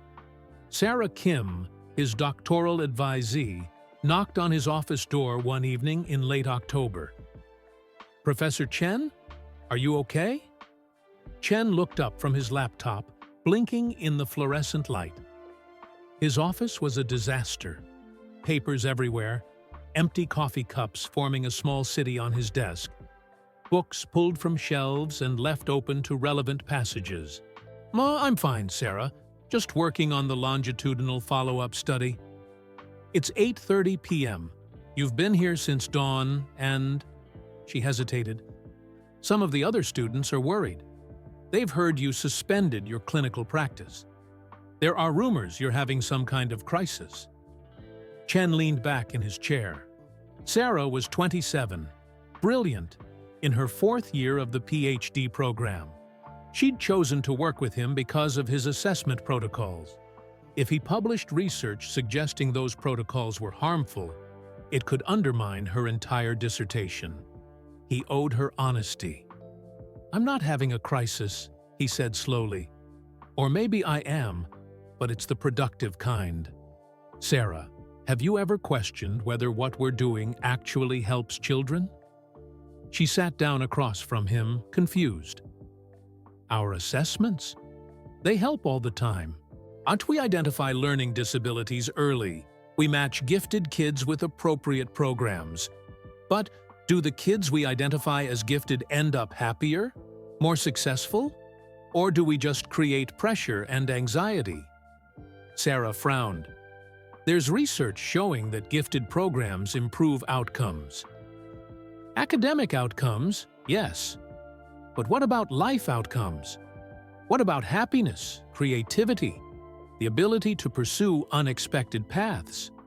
Chen gestured at his cluttered desk. "I'm finding that many of the children we assessed as exceptional 10 years ago are struggling. Not academically, emotionally. They feel trapped by their labels." "That's not the assessment's fault," Sarah protested. "That's how parents and schools respond to the assessment." "Is it? If I tell parents their 5-year-old is gifted, and if I provide detailed recommendations about advanced programs and enrichment, am I just providing information, or am I setting expectations that constrain the child's development?" Sarah was quiet, processing.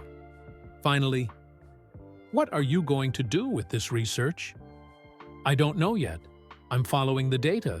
But Sarah, if the data shows that assessment causes harm, even unintentionally, I'll have to publish that. I know that affects your dissertation." "I'm sorry." "Don't apologize," Sarah said quietly.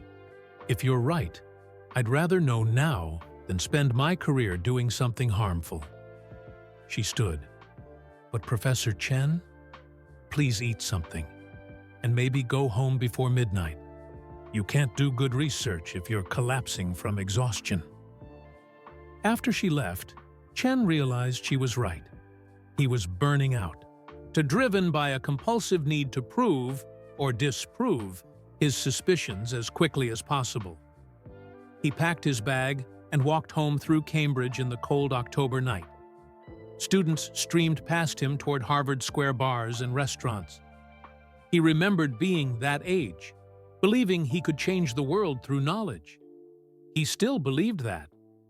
But now he understood that sometimes changing the world meant admitting you were wrong. The email from Kimball arrived on November 5th, 3 weeks after Chen had sent his message. Marcus, Elon mentioned your email. X was pleased to hear you're asking different questions now. He wanted to respond himself, and we've been encouraging him to write letters, practicing communication skills, etc. So this is from him directly. I've typed it out, but these are his exact words. Hope the research goes well. Kimball below. Kimball's message was X's letter, and Chen found himself reading it 3 times before he could process what it said. Dear Dr. Chen, you asked me about balls and boxes, but I think you were really asking, am I measuring the right things? That's a good unknown question. I've been thinking about what makes a question unknown. It's not that nobody knows the answer. It's that nobody thought to ask yet. Dad says first principles thinking means asking why, until you get to the truth. But I think there's another step before that, asking whether the why you're asking is the right why. You were asking, how can I measure this kid's intelligence? Maybe the better question is, why do I need to measure it at all? And maybe the even better question is, what happens to the kid if I do? I think you figured it out. I think that's why you wrote your paper. I think you chose the adventure over the treasure. My mom says that's brave. She says most adults protect their treasures even when the treasures make them sad. Thank you for picking the mystery. From XPS, I still don't like your ball question, but I like that you're asking different questions now. Chen's hands were shaking as he read the letter for the 4th time. X was 6 now, 6 years old, and had articulated the exact philosophical journey Chen had been on for the past 2 months. The progression from how do I measure to why measure to what harm does measuring cause. But more than that, X had understood something Chen was only beginning to grasp, that choosing uncertainty over certainty, mystery over treasure, was a form of courage. Chen had built his career acquiring treasures, publications, grants, reputation, the certainty of his methods. And those treasures had made him comfortable but also trapped. Questioning them, potentially losing them, felt like stepping off a cliff. But X had seen this choice clearly at age 5, and now, at 6, could articulate it with devastating precision. Chen saved the email and immediately began typing a response, then stopped, deleted it. What could he say to a 6-year-old who'd just validated his existential crisis? Instead, he did something impulsive. He opened his phone and searched for Elon Musk's publicly listed contact information, found a general inquiry email for SpaceX, sent a message. This is Dr. Marcus Chen. We met briefly in September 2019. I received X's letter via Kimball. I don't expect a response, but I wanted to ask, would you be willing to have a conversation about your approach to X's education? I'm rethinking childhood assessment entirely, and I suspect your family's approach might offer insights I'm missing. I know this is presumptuous. I understand if it's not possible. Marcus Chen, Harvard University. He sent it knowing the odds of a response were essentially 0. Elon Musk probably got thousands of emails daily. Why would he respond to an academic having a professional crisis? The response came 90 minutes later. Call this number Thursday, 9 p.m. Pacific. Might be late. Production issues.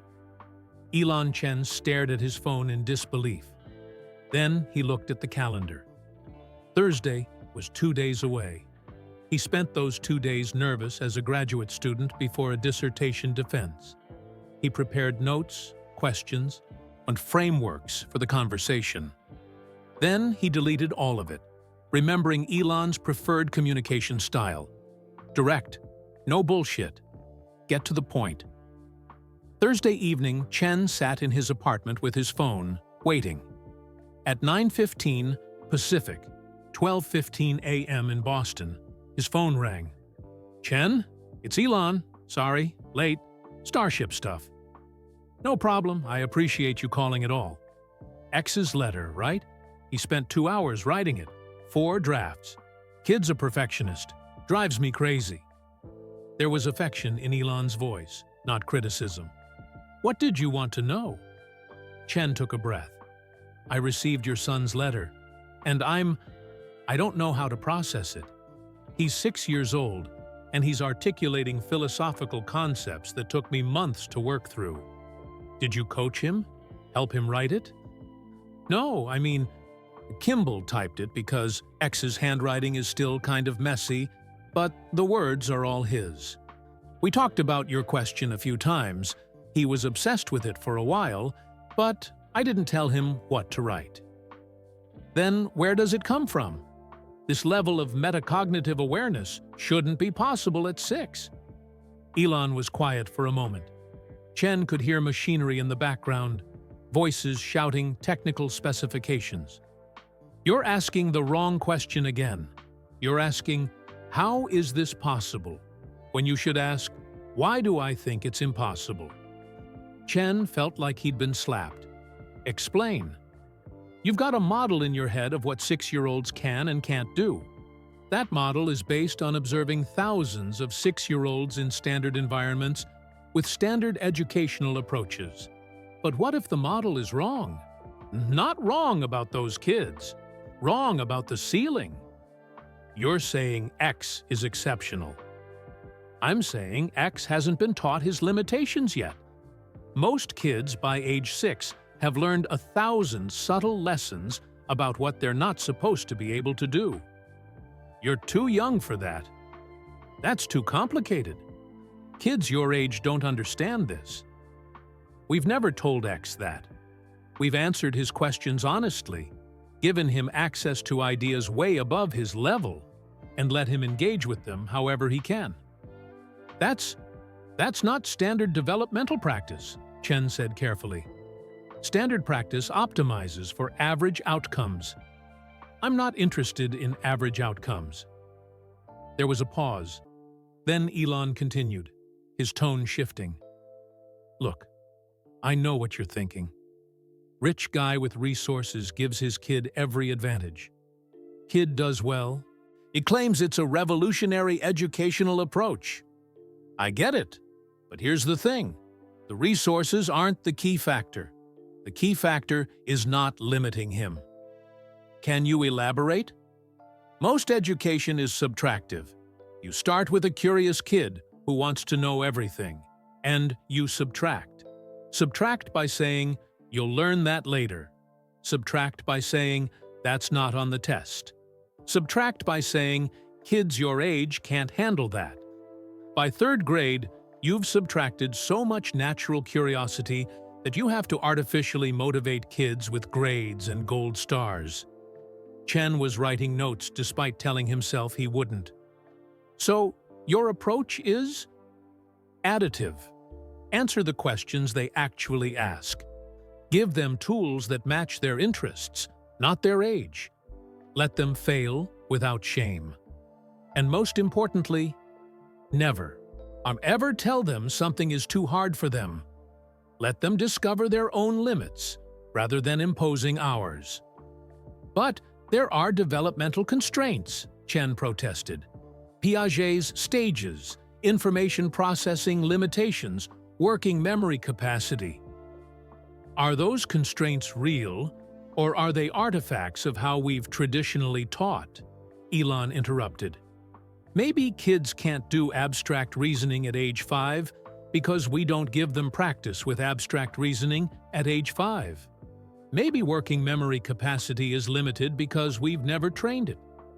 Maybe Piaget's stages describe what kids do under standard conditions, not what they could do under optimal conditions. Chen felt his academic foundations shaking again. Everything Elon was saying violated established developmental psychology. And yet, X existed. 6 years old.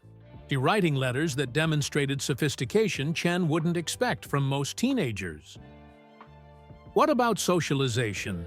Chen asked. Emotional development? You can't just focus on cognitive. Who said anything about just cognitive? X plays with other kids, has friends, watches age-appropriate TV shows, acts like a normal 6-year-old 90% of the time. But when he asks a deep question, I don't dumb down the answer just because he's 6. That's it. That's the whole trick. That can't be the whole trick. Elon laughed, tired but genuine. Okay, there's more. Environment matters. X grows up around engineers solving hard problems. He sees adults treating impossible things as merely difficult. He watches rocket launches and factory floors and design reviews. He absorbs the culture of problem-solving. But mostly it's just not telling him he can't. Chen was quiet, processing. In the background, someone shouted something about pressure differential, and Elon called back, 5 minutes. I have to go, Elon said. But Chen, here's what I think you're actually asking. Is X some kind of genius prodigy? Or is he just a normal smart kid who hasn't been artificially limited? And the answer is, I don't know, and I don't care. The goal isn't to create a genius. The goal is to not destroy the potential that's already there. That's what my research is starting to show, Chen said quietly. That assessment, the act of measuring and categorizing, might be destroying potential. Then stop measuring and start nurturing. Provide resources, remove obstacles, get out of the way.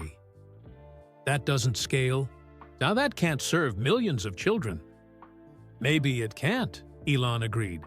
Maybe there's no systemic solution. Maybe education is inherently personal and can't be mass-produced. That's an uncomfortable conclusion for someone who believes in equality of access. It is. But uncomfortable doesn't mean wrong. Look, I've got to go. Production crisis. But Chen, whatever research you publish, make sure it's honest. Don't soften it because it's uncomfortable. If assessment is harmful, say so. The world needs truth more than it needs comfort. The line went dead. Chen sat in his apartment at 12:45 a.m., phone still pressed to his ear, mind racing. The conversation had been maybe 15 minutes, but Elon had articulated something Chen had been circling for months. The goal wasn't to measure potential. It was to avoid destroying it. And everything Chen had built his career on, assessment, categorization, identification of giftedness, was potentially part of the destruction rather than the nurturing. Over the next 6 months, Chen's research took shape. He recruited 423 participants, children he'd assessed between 2005 and 2010, now between ages 15 and 20. He compared them to a control group of 287 children who'd never been formally assessed. He administered surveys measuring anxiety, perfectionism, growth mindset, life satisfaction, creative engagement, and academic achievement. The results were devastating. The children assessed as gifted in early childhood showed 47% higher rates of perfectionism, 34% higher anxiety, scores 23% lower creative risk-taking, identical academic achievement to non-assessed peers of similar ability.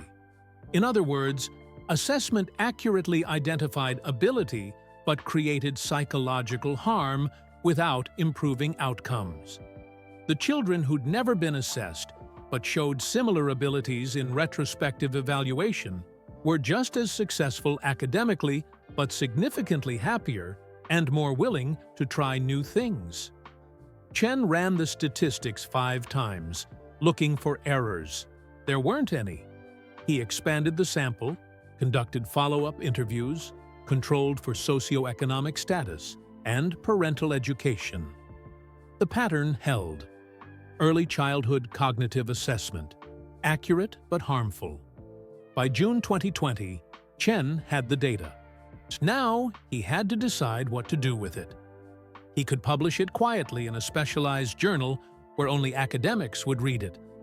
He could frame it carefully, hedge his conclusions, suggest further research needed. Or he could be honest. He chose honesty. He spent 3 months writing a paper that was part empirical research, part philosophical treatise. He called it The Curiosity Paradox: How Assessment Kills What It Seeks to Measure. The abstract began. This longitudinal study followed 423 children assessed for cognitive ability in early childhood. Results indicate that while assessment accurately identifies current capabilities, it creates lasting psychological harm, including increased anxiety, perfectionism, and reduced willingness to take creative risks. Crucially, our assessed children showed no better long-term outcomes than non-assessed peers of similar ability. We conclude that the act of measurement, while technically valid, interferes with the developmental process it seeks to understand. This study questions the ethical foundation of early childhood cognitive assessment. It was professional suicide, written in careful academic language. Chen submitted it to Developmental Psychology, the top journal in his field. The editor was a colleague, someone who'd praised Chen's previous work. The response came in 2 weeks. Marcus, this manuscript presents rigorous data, but reaches conclusions that are inflammatory. I cannot publish this without significant revision. The implications are too extreme. You're essentially arguing that our entire field causes harm. I need you to soften the conclusions, to add more caveats, acknowledge limitations more prominently. As written, this will destroy careers, including yours. Can we talk? Chen stared at the email for 3 days. Then he withdrew the paper and sent it to Psychological Science, an even more prestigious journal that was known for publishing controversial findings. The reviews came back in October 2020. Reviewer 1. This is the most important paper on child assessment I've read in 20 years. The author has the courage to follow data to its logical conclusion, even though that conclusion undermines his own career. The research is sound. The sample size is adequate. The controls are appropriate. Except with minor revisions. Reviewer 2. This paper is dangerous. The author cherry-picks negative outcomes while ignoring benefits of assessment. And the conclusion that assessment is harmful will lead to reduced services for children who need intervention. I recommend rejection. Reviewer 3. I have been a school psychologist for 30 years. I have assessed thousands of children. Reading this paper made me cry because I think the author is right. We've been helping institutions at the expense of children. Accept. The editor's decision. Accept pending revisions. The paper was published in January 2021, 4 years after Chen had written those first notes in a San Francisco airport hotel. The response was explosive. Supportive emails from educators who'd suspected assessment was harmful but lacked data. Furious responses from psychologists whose practices depended on assessment protocols. A news coverage. Harvard professor, gifted testing hurts children. Threats of lawsuits from parents who'd paid for assessments. Support from parents whose children had suffered under the weight of being labeled gifted. Chen's department chair, Patricia Vance, called him into her office the week the paper published. "You did it," she said. Not accusatory, awed maybe. "You actually did it. You blew up the field." "I followed the data." "I know, and it's going to cost you. Your clinical practice is dead. Who would come to you for assessment now? Your consulting contracts are canceled. International protocols based on your methods are being questioned. I know. But Marcus, you were right. The data is clear. Assessment causes harm without improving outcomes. That matters more than your career. I hope so. Patricia smiled, sad but proud. When you took that 2 weeks to write a research proposal 4 years ago, I thought you were having a breakdown. Maybe you were. But it was the right kind of breakdown. The kind that breaks you open instead of breaking you down. Chen thought about X's letter. You chose the adventure over the treasure. He'd had treasures, reputation, income, certainty. Now he had adventure, uncertainty, criticism, the knowledge that he'd told an uncomfortable truth. It was worth it. That evening, Chen sent one final email. Dear X, via Kimball. I wanted you to know that I finally have an answer to your question. If I could know everything about how a kid's brain works, all the tests and all the answers, but it meant the kid could never surprise me again. No, I wouldn't want to know, because surprise is the whole point. Thank you for asking the question that changed my life. Dr. Chen. 3 days later, he received a response. From Grimes this time, not Kimball. She wanted to meet. The message from Grimes came through Instagram DM, of all places. Hey, this is Claire, X's mom. Got your email from Kimball. I'm in Boston next week for a gallery thing at the ICA. Want to meet for coffee? X has something he wants me to tell you. Chen stared at the message on his phone, sitting in his Harvard office surrounded by boxes. He was in the process of packing up, not leaving Harvard entirely, but transitioning. He'd been reassigned from clinical assessment to pure research and teaching. His office was moving to a smaller space on a different floor. The boxes felt symbolic. The old Marcus Chen being packed away. He typed back, "Yes, absolutely. When works for you?" And the response came immediately. Saturday, 2 p.m., Thinking Moo in Cambridge, quiet enough to talk Chen knew, Thinking Cup, a coffee shop near the Cambridge Common. Neutral territory, public enough to be safe, quiet enough for conversation. I'll be there. Thank you. Saturday arrived cold and gray. Typical Boston February weather. Chen walked from his apartment through slush-covered sidewalks, hands shoved in his coat pockets, nervous in a way that surprised him. He'd met with celebrities before, interviewed famous politicians' children, assessed the offspring of tech founders and Hollywood actors. It never made him nervous. But this felt different. Grimes wasn't seeking his professional services. She was, what?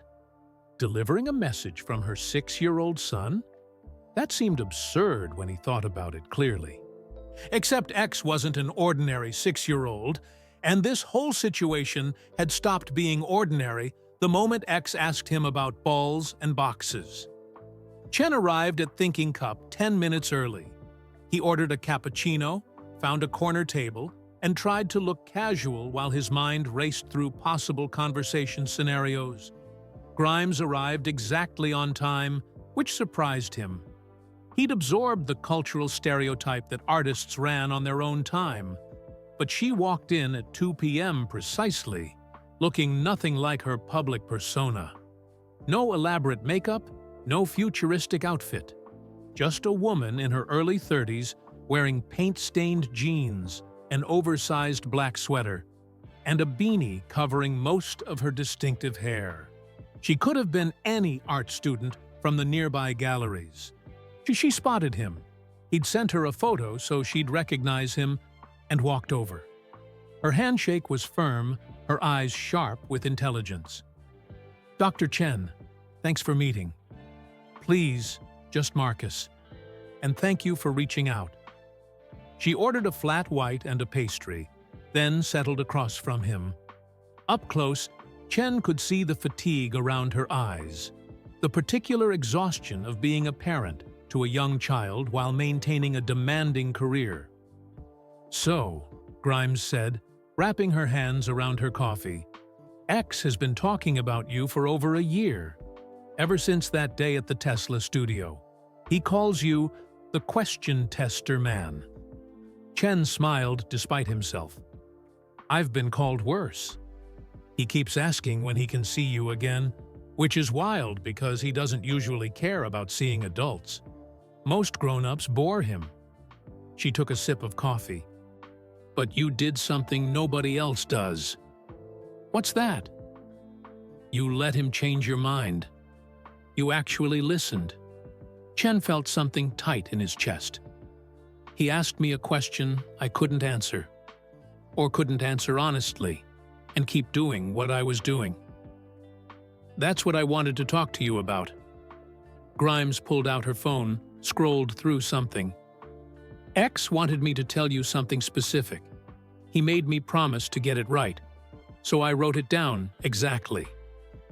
She turned the phone so Chen could see. In the Notes app, carefully transcribed, "Tell Dr. Chen that I wasn't asking whether he should want to know everything about kids' brains. I was asking whether he would still love learning about them if there was nothing left to learn. Because Dad says the best scientists love the mystery more than the answer." Chen read it 3 times, and his eyes were stinging. "There's more," Grimes said gently. She scrolled down. "He said he asked you that question because you looked sad when you were testing him. He thought maybe you didn't like mysteries anymore. He thought maybe you'd forgotten why you started studying kids in the first place." The words hit Chen like a physical blow. A 5-year-old, 5 years old, had seen through his professional facade to the deep dissatisfaction underneath. Had diagnosed his crisis before Chen himself fully understood it. "Was he right?" Grimes asked quietly. "Had you forgotten?" Chen nodded, not trusting his voice for a moment. Then, "Yes, somewhere between graduate school and tenure, between research grants and publications, I stopped marveling at children's minds and started measuring them. And I turned wonder into data. And now? Now I'm trying to find my way back to wonder. To learning without measuring. To seeing children as mysteries rather than puzzles to solve." He looked at Grimes directly. "Your son, X, he didn't just ask me a question. He held up a mirror. And what I saw in that mirror was someone who'd lost sight of why any of this mattered." Grimes was quiet, studying him. Then she said something unexpected. "X also said, and this is the real reason I wanted to meet. He said to tell you that he finally has an answer to your ball question that he likes better." "My ball question?" Chen had almost forgotten the original probability puzzle he'd posed. "The one about pulling balls from a box?" "Yeah.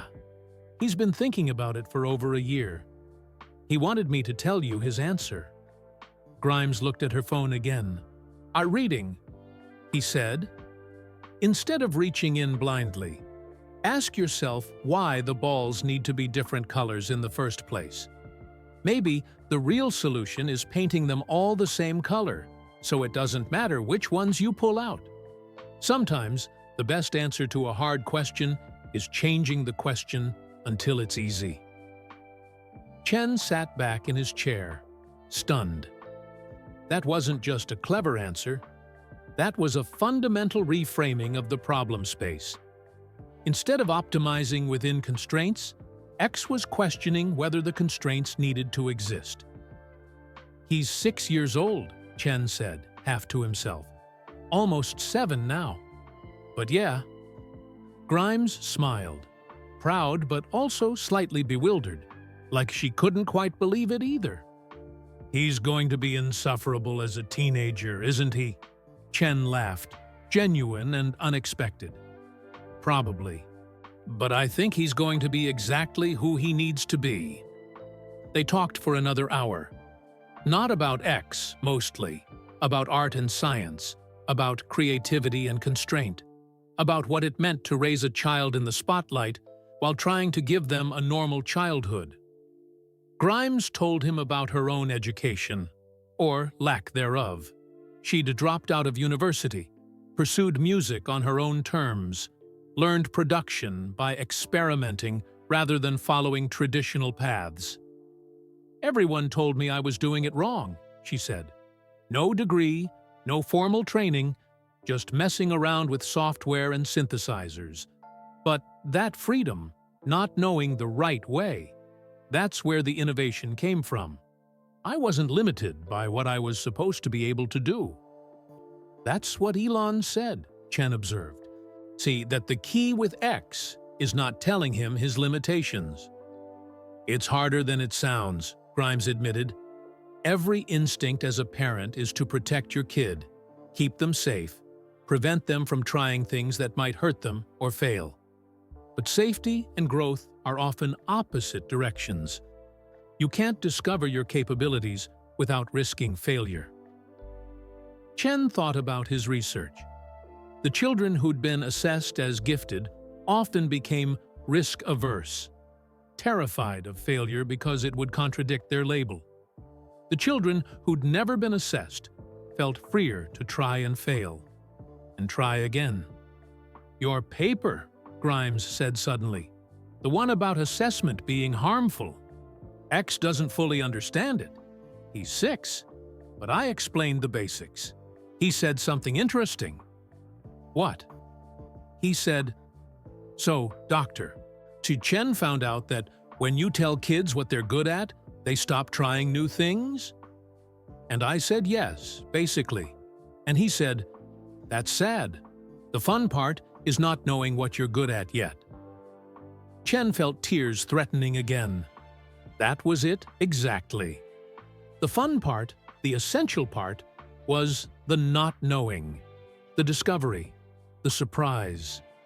By measuring and categorizing children early, by telling them you're good at math or you're gifted in spatial reasoning, Chen had been stealing that discovery from them, replacing the joy of finding out with the burden of living up to.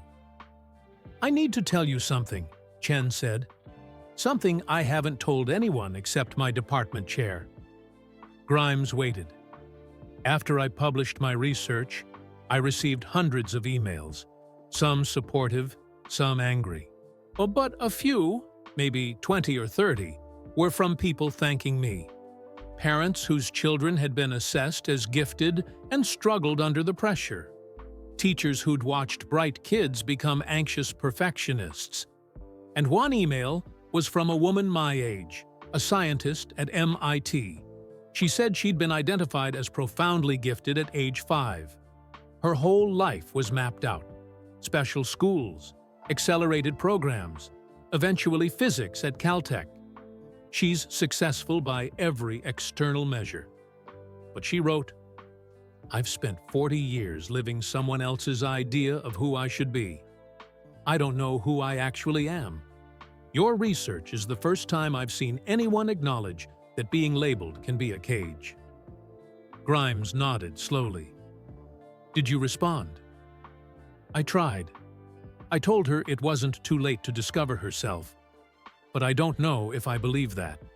Maybe some cages become permanent." "Or maybe," Grimes said, "the cage was never as solid as it seemed.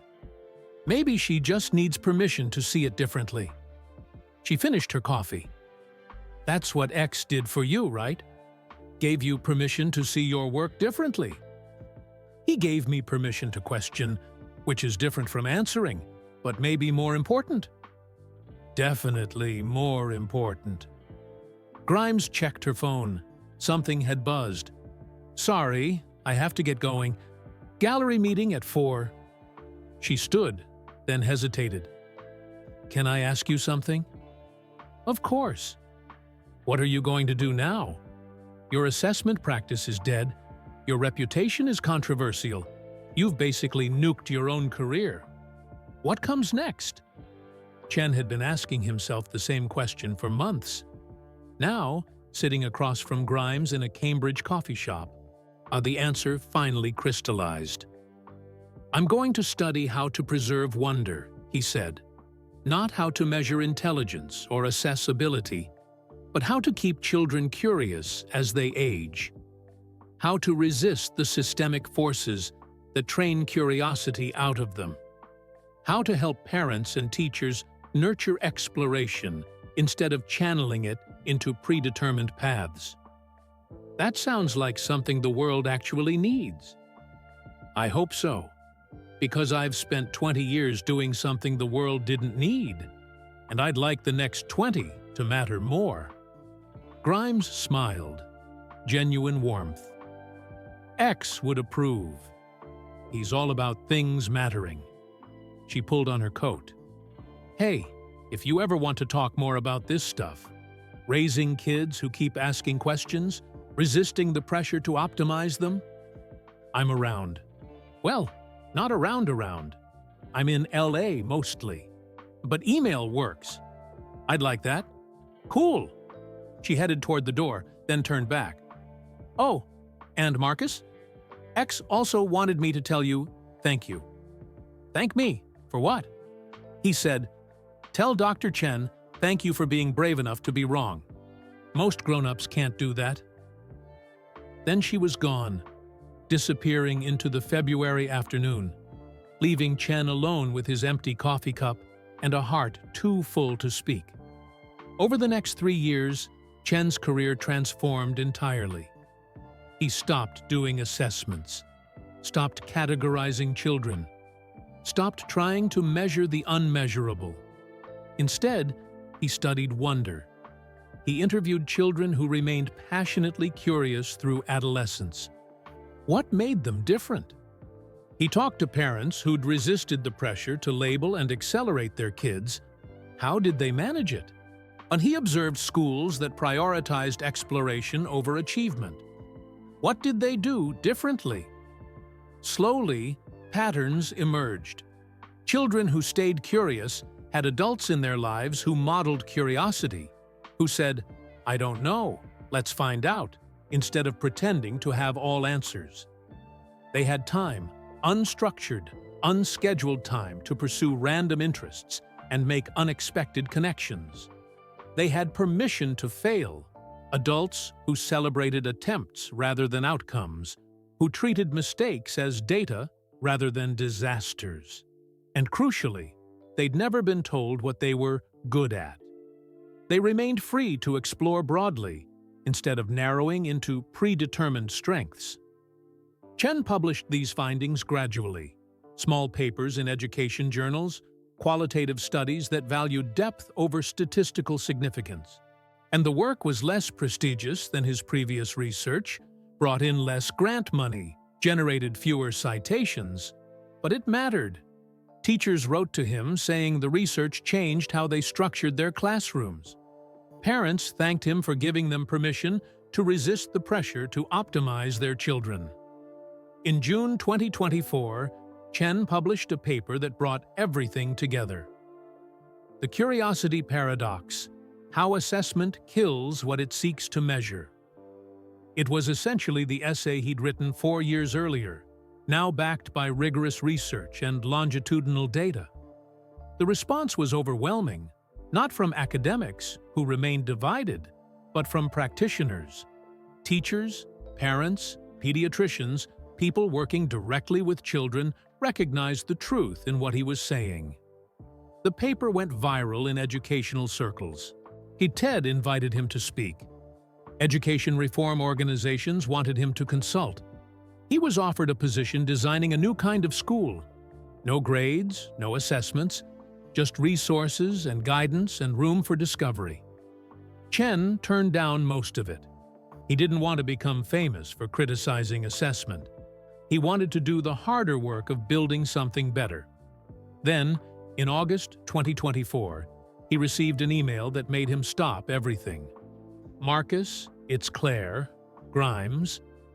X saw your recent paper. Yes, he reads academic papers now, it's his weird hobby, and he wanted me to reach out. He said it was the first time grown-up writing made him feel like the person wasn't pretending. He said most academic stuff sounds like people trying to sound smart, but your paper sounded like you were trying to be honest, even though it hurt. And he wanted me to give you something. I'm attaching it. Hope you're well."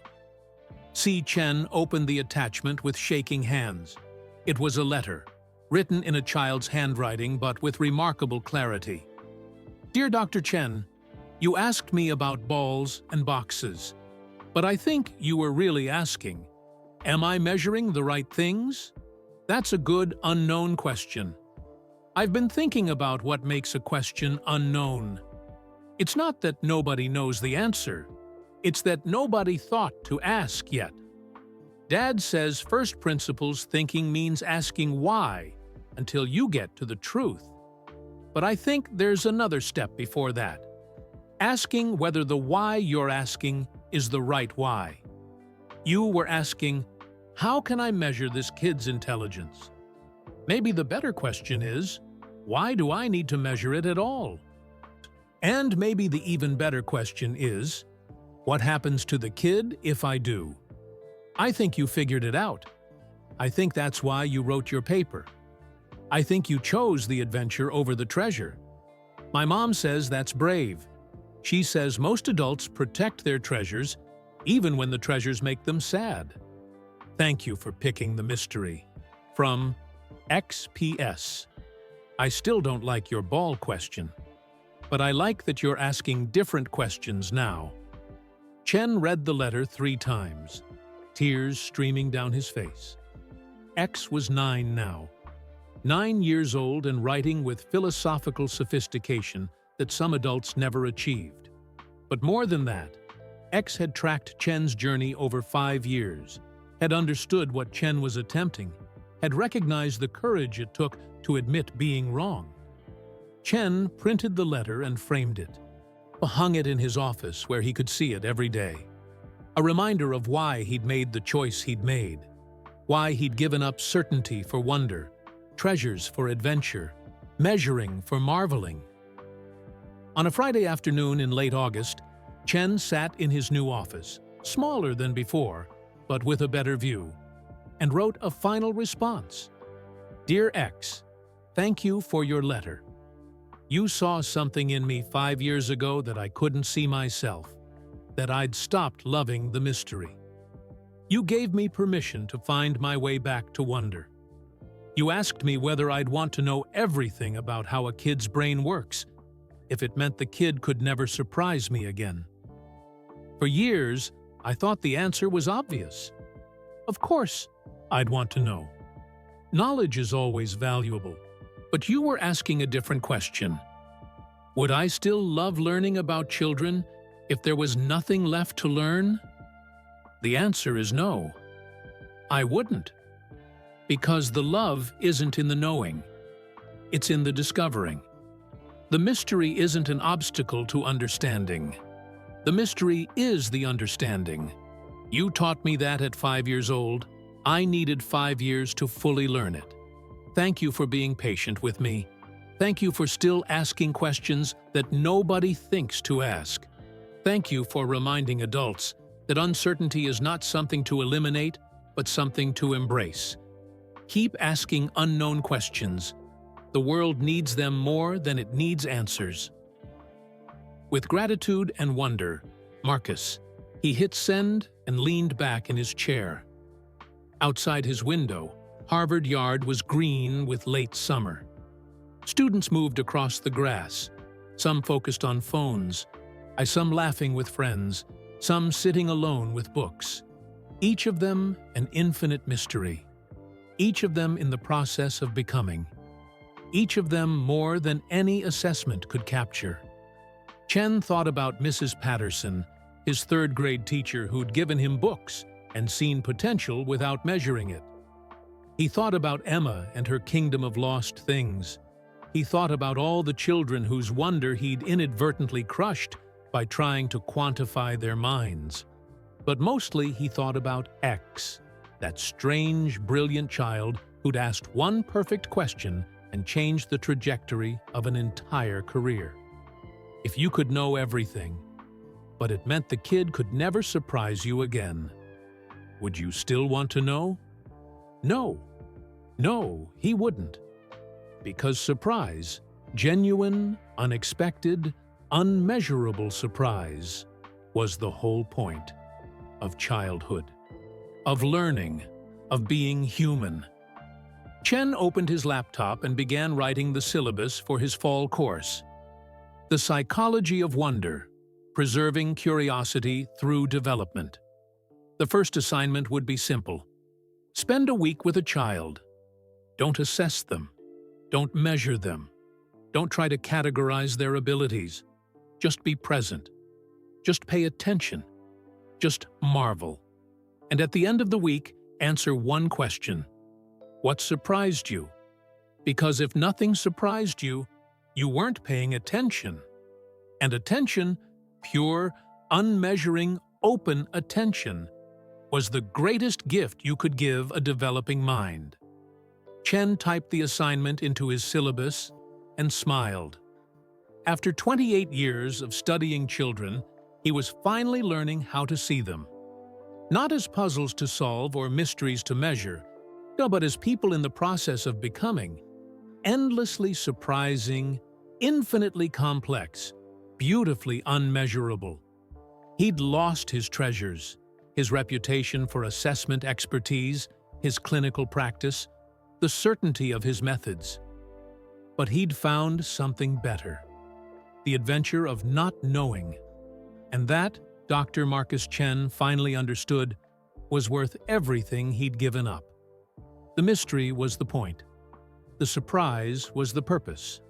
The wonder was the work. And a 6-year-old child with an impossible name and an extraordinary mind had taught him that truth with a single, perfect question. Chen closed his laptop and looked out at Harvard Yard, at all those unmeasured, unmeasurable students moving through their unmapped lives. Beautiful. All of it. Beautiful. And that was the end of Dr. Marcus Chen's remarkable journey, from a man who measured children to a man who learned to marvel at them. A single question from a 5-year-old changed everything, proving that sometimes the smallest voices carry the most profound wisdom. We'd love to know, where are you listening from? Drop your location in the comments below. If this story moved you or made you think differently about education, childhood, or the power of asking better questions, please hit that like button. It helps us share these meaningful stories with more people who need to hear them. And don't forget to subscribe to our channel for more thought-provoking, emotionally engaging stories that challenge how we see the world. We bring you real insights wrapped in compelling narratives, stories that matter, stories that make you think. Finally, if you know someone who would benefit from hearing this, a parent, a teacher, an educator, or anyone who works with children, please share this video with them. Let's spread kindness and awareness together. Sometimes one story, like one question from a child, can change everything. Thank you for listening, and until next time, keep asking the questions nobody else is asking.